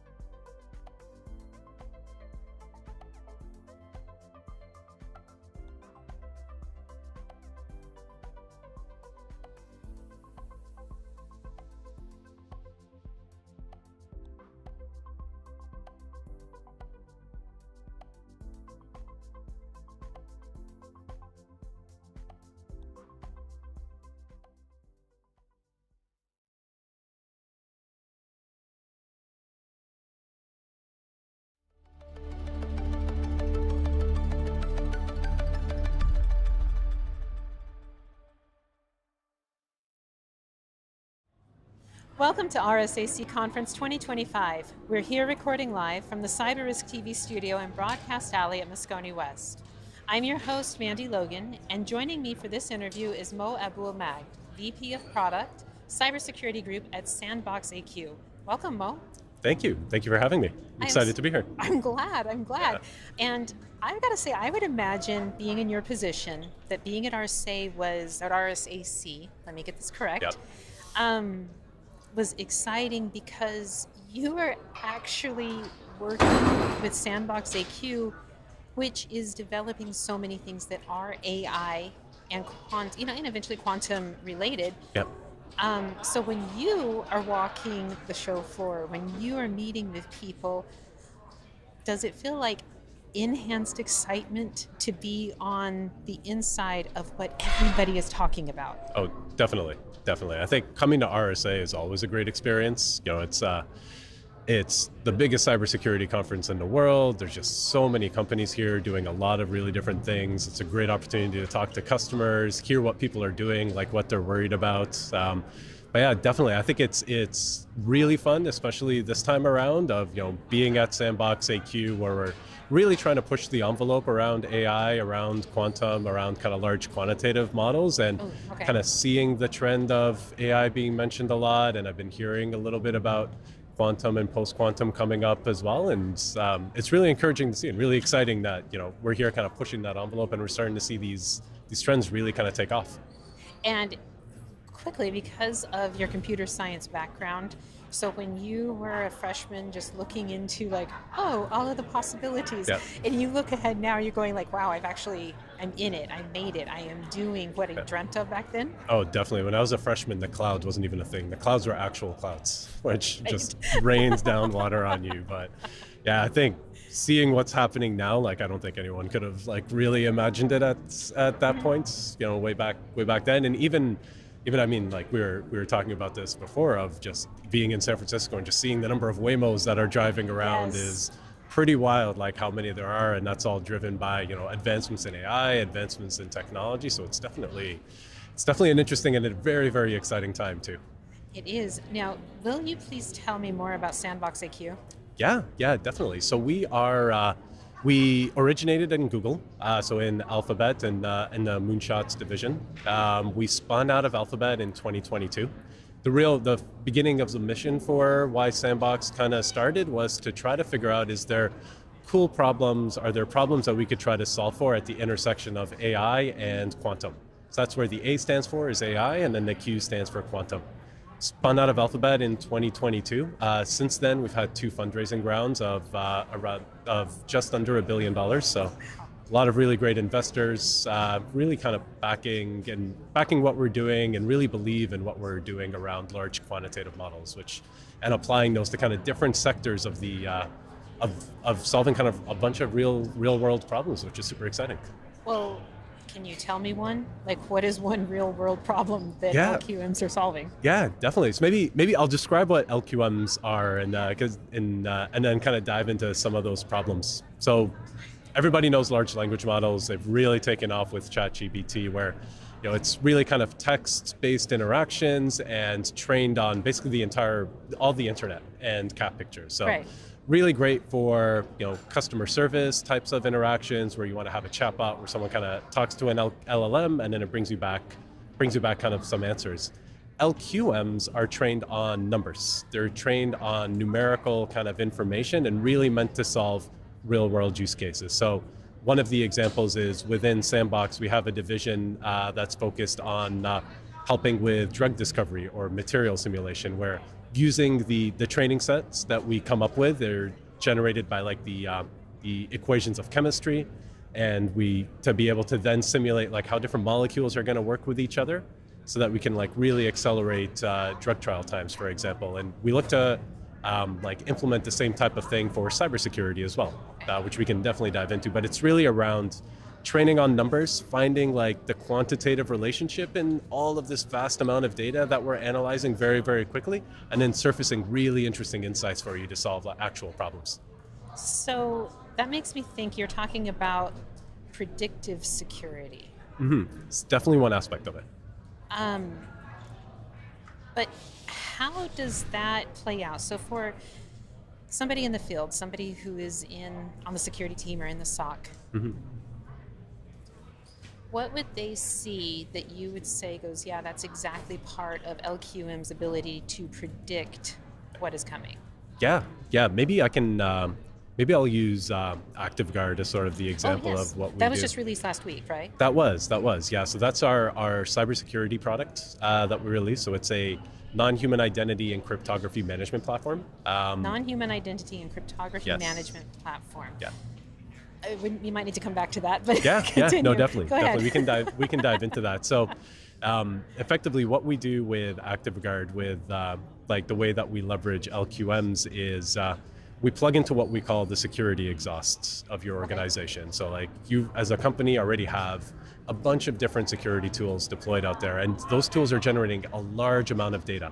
So we pull that data into our systems. Our large quantitative models analyze that data, and then is able to surface a lot of really interesting insights in that data. We're able to surface in real time, what exists out there inside of your environment, what are the real-time threats that exist and the real-time risk, and then also be able to help you close the loop with kind of very specific ways to be able to go and solve those problems. And LQM sort of sit at the heart of being able to kind of surface that real-time threat and that real-time insight for you. Okay, so what is an example? Like if they're given a report and it says, here's your key action step now, can you give an example of what that might be? Yeah, definitely. Maybe a great use case to dive into is been talking to a lot of organizations about like post-quantum readiness. So this is where quantum computers are going to be coming out soon, and basically the encryption that we're utilizing that underpins basically is done for. It's done for. Like right. it underpins all of our digital worlds. So quantum computers are going to break that encryption. So I've been talking to a lot of organizations who want to figure out, well, where's my risk? Like where am I actually exposed to this? So what we're able to do is they leverage a product like ActiveGuards to plug into their existing environment. We pull in all of that data. We surface for them, like what our LQMs are able to surface are, here's all the cryptography that exists. We found it all. We've got full visibility into all the cryptography, all of the credentials you're utilizing across your entire environment. Our LQMs are able to present that in a way that's really easy to understand and consume as well. So not a lot of noise, just kind of very focused on just here's the exact list of things that exist. And our LQMs are able to surface a couple things. One is, hey, we found a key that's not post-quantum safe. This is a problem. And then we're also able to analyze, give you kind of real-time insights as well of like, this key is being utilized in real time right now. We've detected like some anomalous threats happening, like someone is utilizing this, let's say you're a retail company, and you suddenly see a spike in someone utilizing this key or their certificate or this credential in January, and your peak season was during the holidays. Our LQMs are able to kind of pull all that data in from your systems, analyze that, and surface those types of things for you so that you can really quickly be able to act on them. So, and outside of the full security stack, in general, with your clients, they don't have other platforms that are providing the same insights? No. So that's a great question. They have products that's all sort of slices of the problem. So they have some products that might give you, small visibility into here's my certificates that exist, or some visibility into here's some secrets that might exist that my developers hard-coded into my code. But they don't have a product that holistically looks across the entire environment, from your applications to what's being used in your network traffic to what's being actually sitting on your servers and your endpoints, and gives you a single pane glass view into absolutely everything. So you have full end-to-end visibility. That makes me think that not only with the consistent intake of data, the data flow that you're getting from all of your users, but also with your positioning on AI and quantum, that probably ahead of the curve at Sandbox AQ with thinking of what is coming after quantum. Yeah. Like once it's here. Yeah. Can you share anything on the forward trajectory of Sandbox AQ? Yeah, definitely. I think this is a really interesting problem because it's one that it's a problem that exists today. And that's why we're excited about it, and all the customers and organizations I've talked to are excited about it. But it's a problem that's going to become exponentially more complex and more challenging with in the near future as quantum computing comes in, as quantum tech takes off, and even as the use of AI agents really begins to rise as well. So like take AI agents, for example. I think that's a good one where it's not far out. Like we're seeing that adoption now. Absolutely. Where a lot of organizations and we're working quickly to billions. Absolutely. Yep. Yeah, it's because they drive productivity.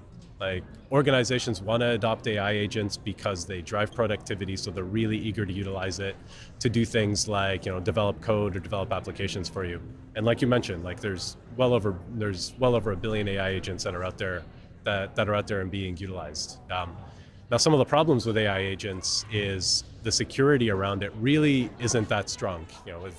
I think you see this trend kind of with any new technology coming in of like, yes. Wow, tons of value, let me jump on and take advantage of it, and security is the last thing that you think about. Right. And it's not any different here. And one of the aspects of security, which is a challenge with the AI agents, is how do you have visibility into the credentials and the non-human identities that these agents are using to go and access data from this machine or access data from this spot. And these AI agents are autonomous, so you don't really know what they're going to decide to do next. So that's a really interesting problem, but it's not one that is a future problem, and it's not one that's a future problem when AI agents really take off even more or quantum comes out. It's a problem that exists today. And all the organizations I've talked to, there's really no full visibility into all of the credentials and how their secrets are being utilized, or their keys or certificates or crypto is being utilized. Right. So the problem exists today.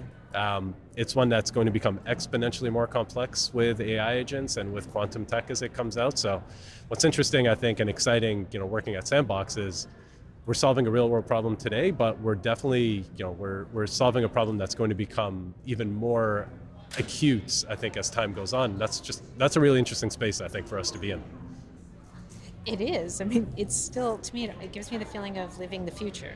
You're riding the wave of what is already here, Definitely. And yet you're so well positioned for being at the forefront of what becomes standard. Mm-hmm. And for any moment in time, that's a privilege. It is. I mean, that is a huge privilege. It really is. I'm curious, so with it's ActiveGuard, right? It's ActiveGuard, yeah. ActiveGuard, are there any free trials, or how does the audience get information on?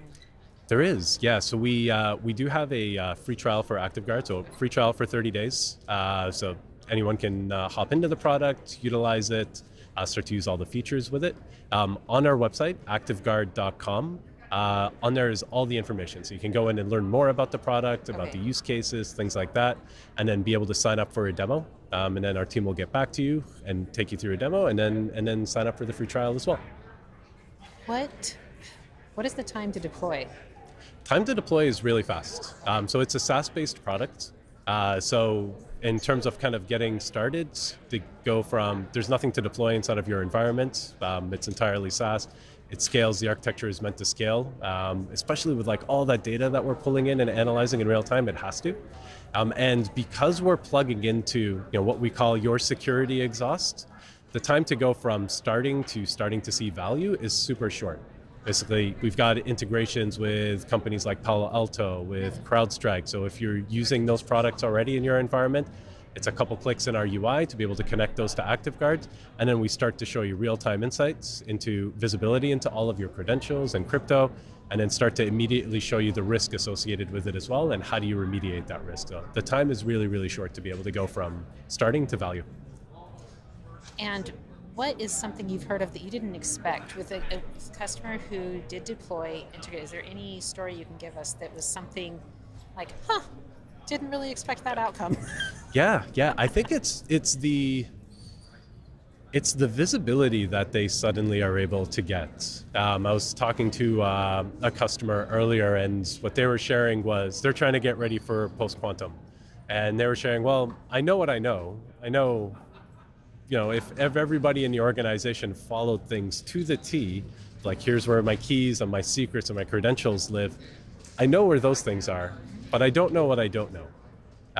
And I think what organizations have really been surprised by, and it's been really cool to be able to see, is just the sheer amount of volume in terms of just where there's crypto and credential sprawl is across the organization. It's popping up in areas that and being utilized by systems or applications that they just absolutely didn't even expect to have happen, which is really cool. It's really interesting to be able to see. To be a little satisfying. scary, but But that also has cool. to be satisfying once it's mapped and you know. Definitely. That's fantastic. Yep. No, thank you so very much for sharing. Thank you for having me. Yes. To find out more about Sandbox AQ, please visit securityweekly.com/sandboxRSAC. For all RSAC 2025 coverage by CyberRisk Alliance, please visit securityweekly.com/RSAC. Thank you again, Mo. Yep. Thank you. This has been fantastic. Now, stick around. We'll be right back after the break to wrap up from RSAC 2025.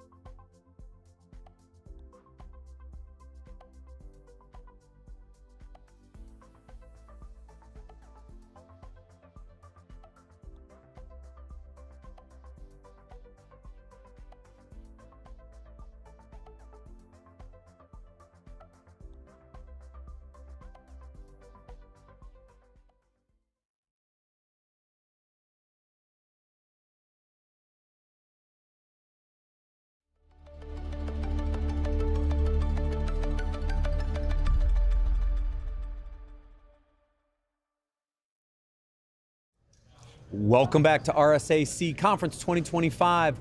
We're recording live from the CyberRiskTV Studio in Broadcast Alley at Moscone West. It's getting a little full out here. Final keynote's coming up. I'm your host, Matt Alderman, and joining me for this last interview segment of RSA Conference 2025 is Nick Carroll, Cyber Incident Response Manager at NetWing. Welcome, Nick. Thank you and welcome. This is it's really nice to see you guys. It's been an amazing conference. I get to be the wrap up for you, which is fun. But it's been great actually getting to see everyone and see the sights of San Francisco. But really just to get to connect with everyone in this field again. So nice. Yeah, I always get together with my friends this time of year. It's been a year since the spin out of NetWing from Raytheon. What's that last year look like for you guys? It has been an amazing year.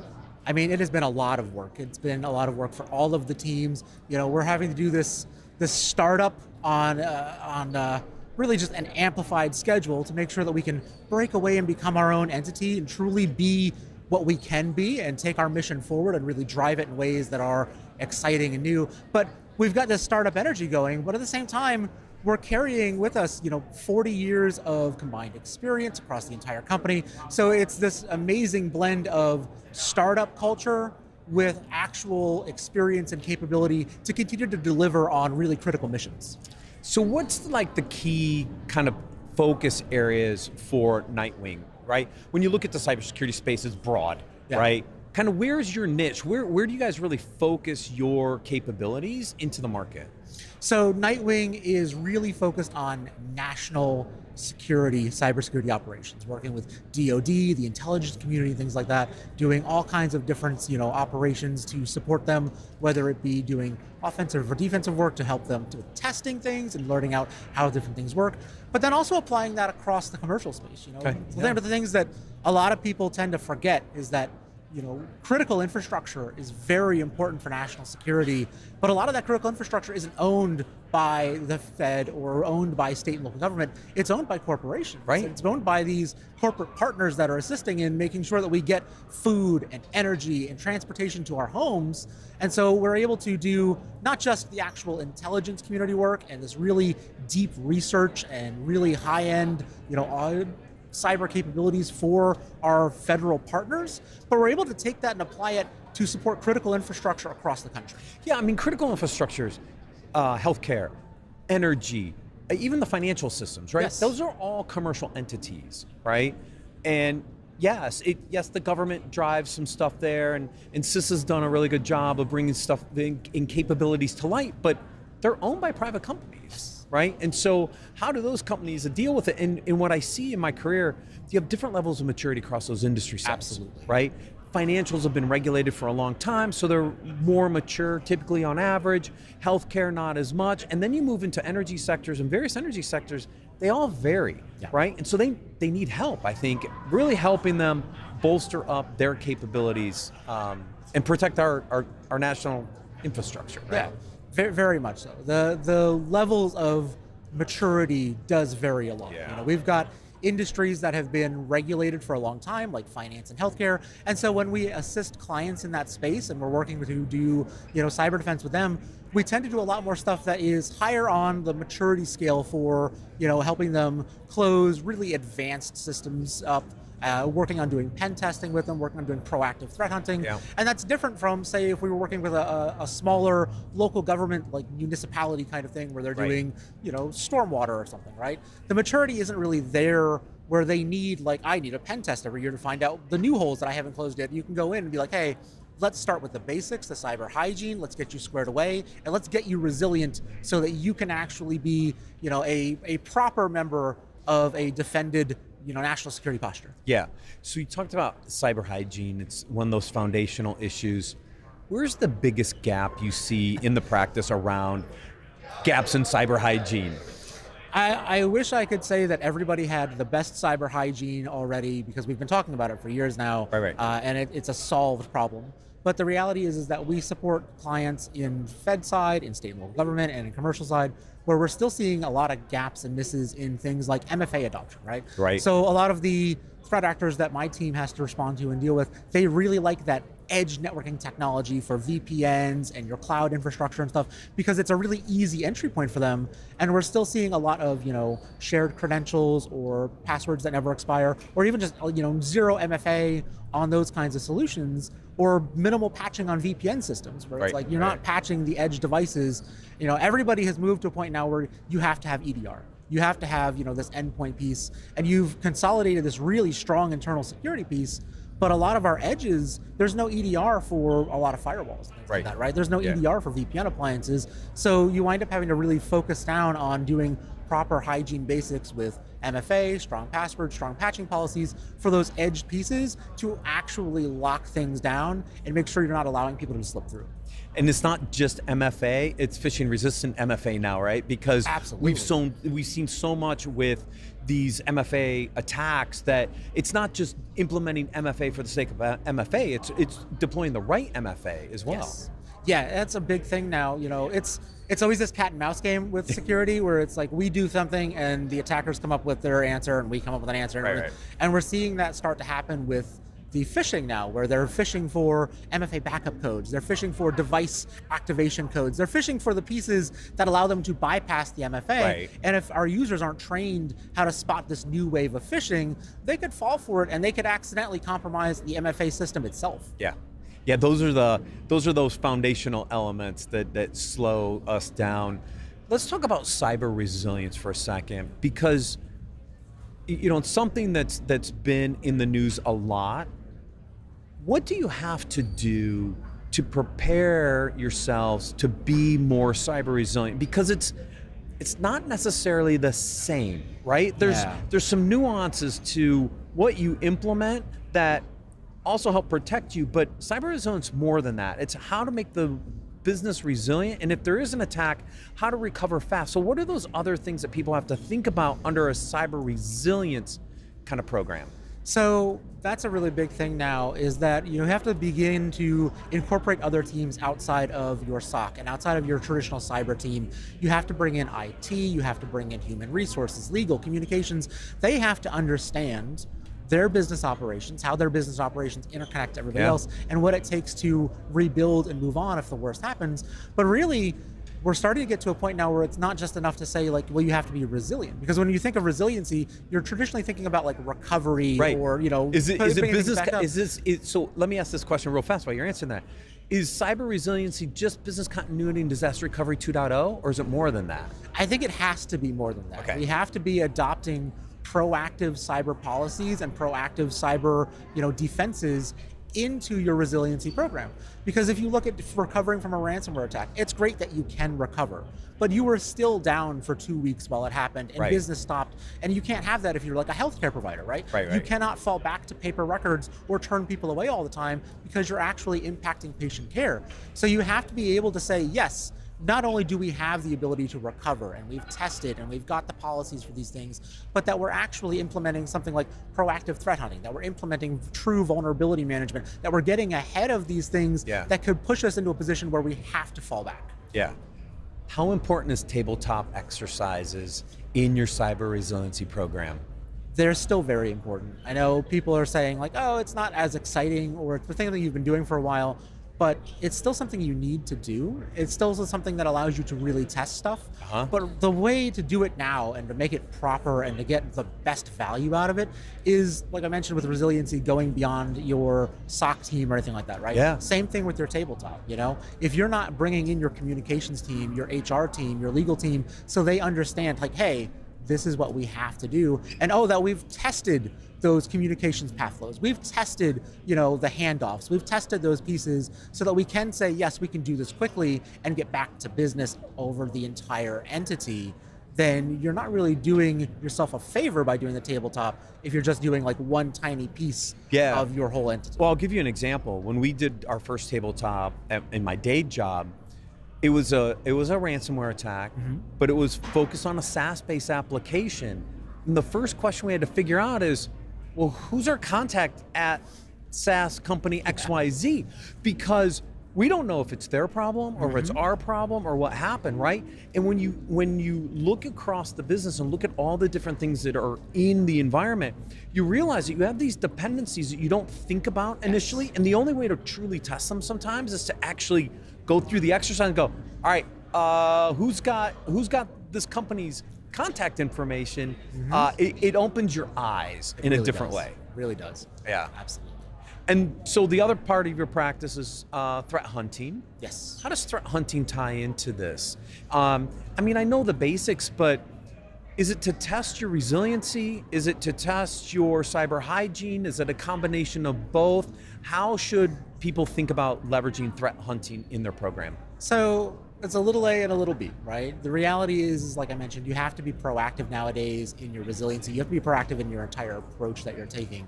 And so if you can say like, hey, we're gonna do a tabletop, and we're tabletopping based on this ransomware group because we know this ransomware group, really likes our industry vertical. They really like to hit healthcare providers. They really like to hit, finance or whatever, right? So we're gonna look at their tactics and techniques, and we're gonna see if we can recover from them. Well, you can take that same thing and apply it to threat hunting, where you can say, okay, I know this ransomware group really likes healthcare, and I'm a healthcare entity, and I know that they use this tactic and this technique, and they use this tool. So let's go in and let's say formulate our hypothesis for a hunt, go in and test our tool sets and test our logs and see like, could I catch that if it came into my environment? Could I see if you deployed that tool? Or could I see if you were doing that lateral movement in that way? And really making sure it's like, okay, if I have it, great.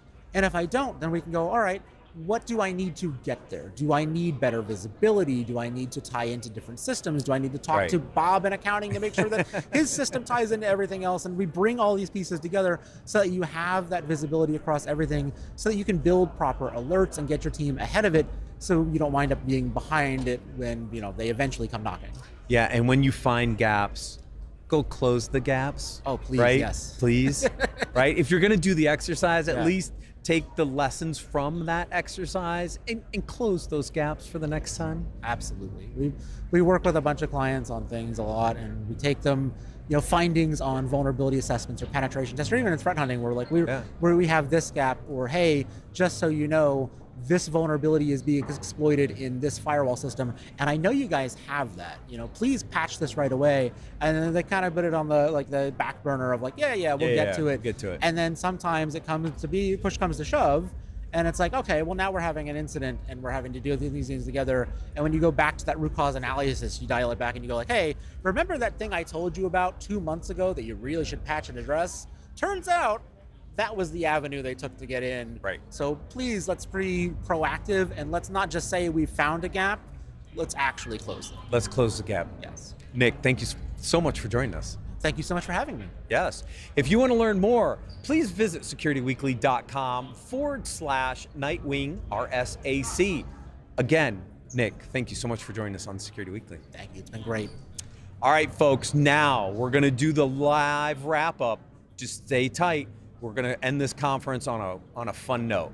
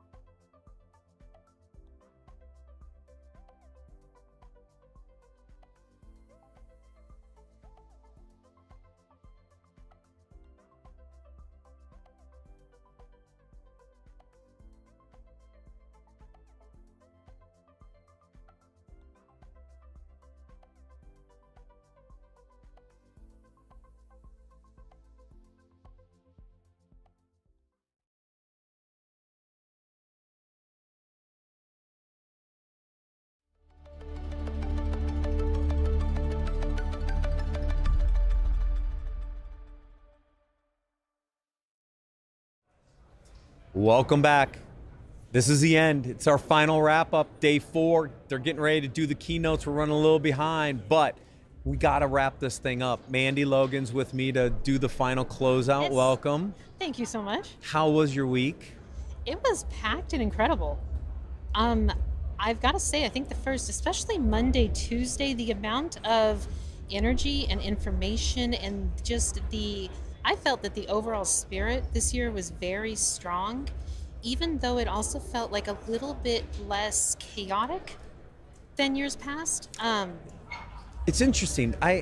Some of the trends I see, because I've been doing this since 2007, what I notice is a lot of stuff is happening outside of the conference. That's true. Okay, so vendors, instead of putting money over into the expo, they're renting restaurants, they're taking over restaurants, they're taking over hotel rooms, and they're doing meetings in there, right? And so I've seen this continued trend of stuff pushing out to the perimeter. So now the perimeter's packed. Like, you want to get a dinner place, like, you've got to go pretty far away to find a place because everything is rented out, right? And that's a trend I just continue to see.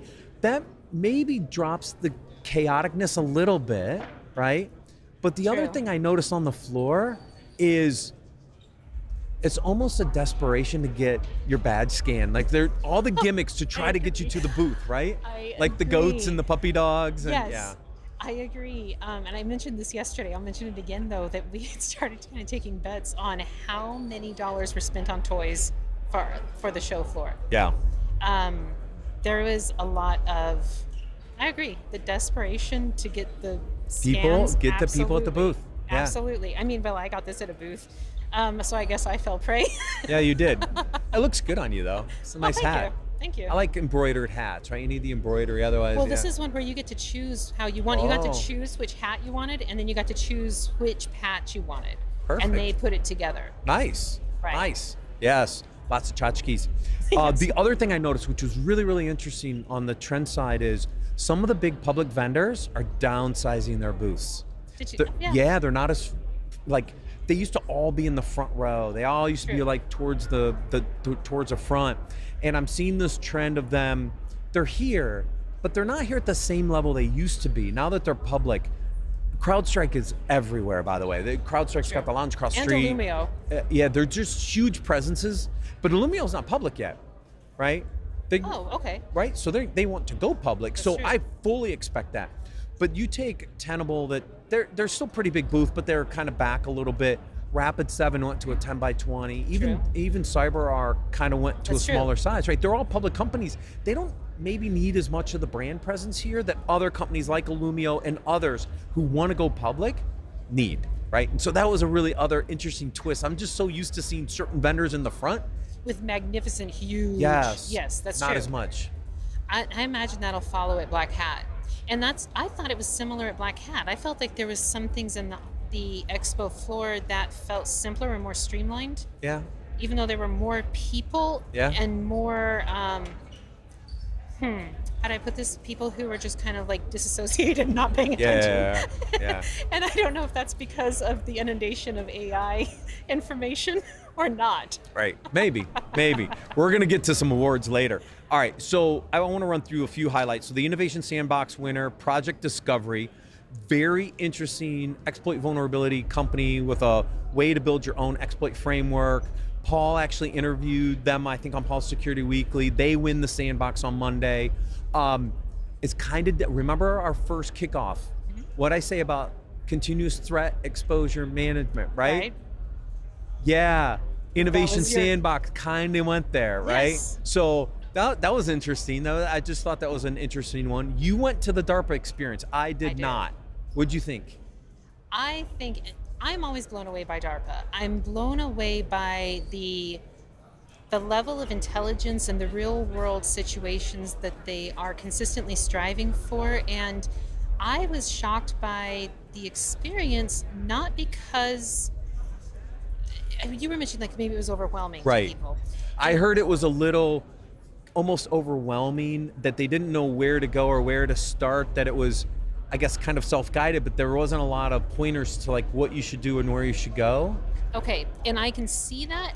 My experience was different. Of course, I got to spend an extended period there with Andrew Carney, I believe his name, that was heading up the experience. And going through the discussion with them, we centered very much on how and why the competition came about, what it took to pull off this 2-year-long competition, the factors that went into evaluating from their first 90 submissions, getting down to 42 and now down to 7, and what the 7 teams are doing and what they've actually seen from the cyber reasoning models that these teams are putting together. And then understanding, it was fascinating. I can see why people entering would not necessarily know where to go. Right. But one thing that I valued was, first, there's a simulated train ride where you go. Right. And it was very accessible for the wheelchair and for my dog. It was wonderful. And then once you're inside, you can choose which area you want to go to. But they had DARPA representatives wearing different colored windbreakers with the different colored emblems on the back, so you could see who was a tech expert in this certain area, and then you had the availability to just speak with them. I spent an extended period in the hospital section and got to speak with several of the technical members about how they created the 100 synthetic vulnerabilities. And how and why, what training data they used in order to identify what should be done. And then interestingly, like as the contest has gone on for these 2 years, getting to see that they can't really plan ahead. They have to make it instantaneously and then make the team use their cyber reasoning system live on the spot. So there's a very dynamic approach, even though it had to be, the entire experience had to be spun up quickly. Right. I could see where people would be overwhelmed by the amount of information that's available. That's just what I heard. I didn't get a chance to go over there. I was curious on your thoughts. Oh yeah, and it makes sense to me why at DEF CON last year that there were people that spent all their days there. Right. Being immersed in it. Exactly. Yeah. Exactly. Yeah. And I found it interesting that one of the teams did locate a real world 0-day in the DARPA setup while trialing their cyber reasoning systems. Wow. Awesome. Awesome. A couple other really interesting kind of highlights for me, and I don't know what you saw. I want to talk about, so I saw a reemergence of runtime application security. Okay. Over in early stage expo, I saw a lot of companies focused on this, and I went up to a couple of them and I'm like, why? And it has to do with eBPF, the Cilium-based project that came out around 2018. It's gotten very mature. Do you know what eBPF? It's the Berkeley packet filter. I can't remember what the E stands for. Okay. But people use it as a sensor. It's a kernel-based sensor, and it's gotten really mature, and so they're getting a lot more data out of it on the runtime side, and there's this like reemergence of runtime application security startups coming out of the woodworks. So that was really interesting to me because I did some work on the runtime side when I was at Layered Insight with containers. eBPF was really, really new back then. It's really matured. So that was a really interesting trend. And obviously, AI was everywhere. Yes. On this conference. It was in everything. Pretty much. Although again, full respect to the few vendors that I did interact with that were stating like, no, we're not using AI other than perhaps in their office, for general employee productivity. But some had decided to run numbers and had created their large language models and decided that no, we're actually still getting better results doing it at this point with our traditional means. So those I have respect for. Yeah. They're looking at the data and going, no, we're not going to put this out there and try to garner more attention on something that we don't believe is helping. Yeah, I one of the interviews I did was on vibe coding and the ability for AI to generate code, which was just crazy, scary, and fascinating. Obviously, a lot of AI governance. I'm even seeing emergence of AI security from a behavior standpoint because it's so dynamic in what these models can do, the inputs, the prompts, the outputs. How do you monitor for that? It's not like scanning for a CVE. You almost have to understand the behavior of these AI systems to look for weird anomalies when it decides to go rogue. Like, Right. there's so much, I think it's early days, but I see so much interesting stuff starting to evolve that I think will actually solve some real problems. I cannot agree more. And again, I don't know if I said this to you. I think it's fantastic that we happen to be in an industry that has the data and that can make a more effective use of AI more quickly. And Yeah.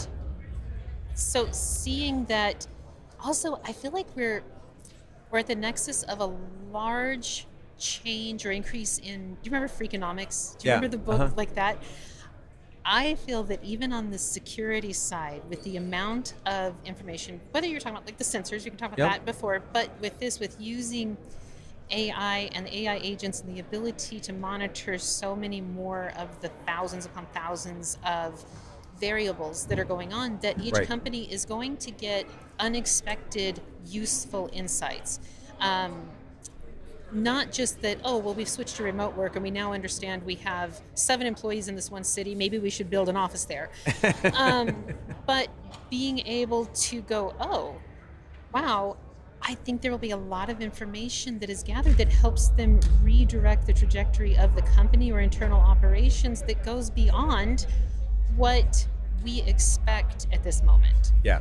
And I also felt like deepfake detection was discussed a lot. I had several interesting conversations, one with Bree Frost, who had run wasn't a learning lab, I think it was just a briefing where they used every currently available open source deepfake detector live on stage, and they had everybody in the audience participate. Yeah. And not one of them gave satisfactory results. Yeah. None of them could detect the deep fakes correctly. Wow. But then I did speak with a couple of other vendors who are working on proprietary deep fake Right. generation. Yeah, ID. I mean, open source may get you so far, but there's going to be so much new innovation and intellectual property produced Right. that some of that stuff may not get open sourced. Oh, that's good too. And any other highlights? I got 3 awards I want to hand out Don't. before we wrap up. Well, other highlights. Again, for me, I think a lot of the staff was incredibly helpful. I felt that there was a very good organizational aspect to how the conference itself ran. So Yeah. that was beautiful. I don't know, our weather was really good. We had a really great weather. We were 50 to 60. It was kind of in a 10-degree range pretty much all week. Yeah, no, but I want to know what awards you want to bring So up. I don't pick these out in advance. Okay. So my philosophy is when I go to the show floor, I go to the edges, the back, Right. I go through the middle, Right. and same thing on the other side, right? So I don't go to them, I know all those vendors, right? And so I want to see kind of the new stuff. And so as I'm going through, I'm taking notes. And then what I'm doing is I'm making up, I'm just kind of making up awards as I go to highlight some things. And then I go up to Early Stage Expo and I do the same thing. Now, I didn't pull any awards from Early Stage Expo. I didn't get a chance to go through the whole thing. I got through about 2/3 of it before they closed down because I had some really interesting conversations, but there's a couple more I want to get to. So my 3 awards this year. So the first one is who can articulate their message the best, right? Ooh. So it's really interesting, right? I'm what I'm called a 3-word power position guy. Okay. If you got 3 words to describe your strategy or your vision or where you're going, what are they? Okay. I thought Mark Thurman at Tenable did a fabulous job in his keynote yesterday. He boiled it down to unified, intelligence, agentic. So unified, bring data together from a contextual perspective. Right. Use that to extract better outcomes and use agentic to actually facilitate the remediation.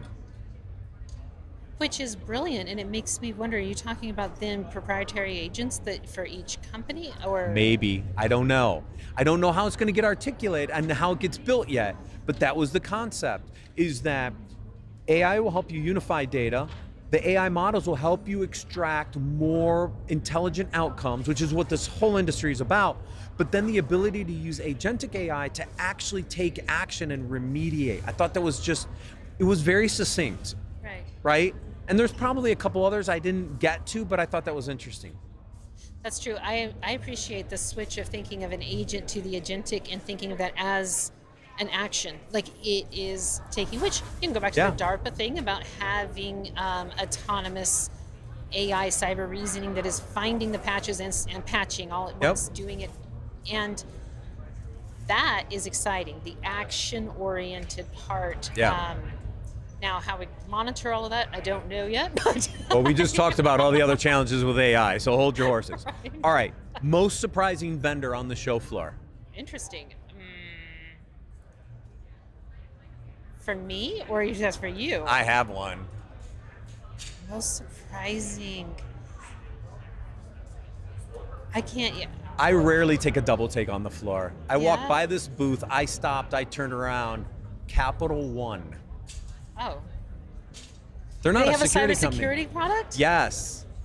They built a tokenization product that they are making available commercially. Why do I feel like I did hear about this? It floored me. You're walking through, you don't expect to see Capital Bank unless they're trying to recruit cyber guys. Right. No, they built a product. And so it tokenizes sensitive data so that if hackers get a hold of it, it's completely useless. So that, you mean it's to customers? Yeah. Not corporate customers, but individual customers? They're going to sell it as as an enterprise product.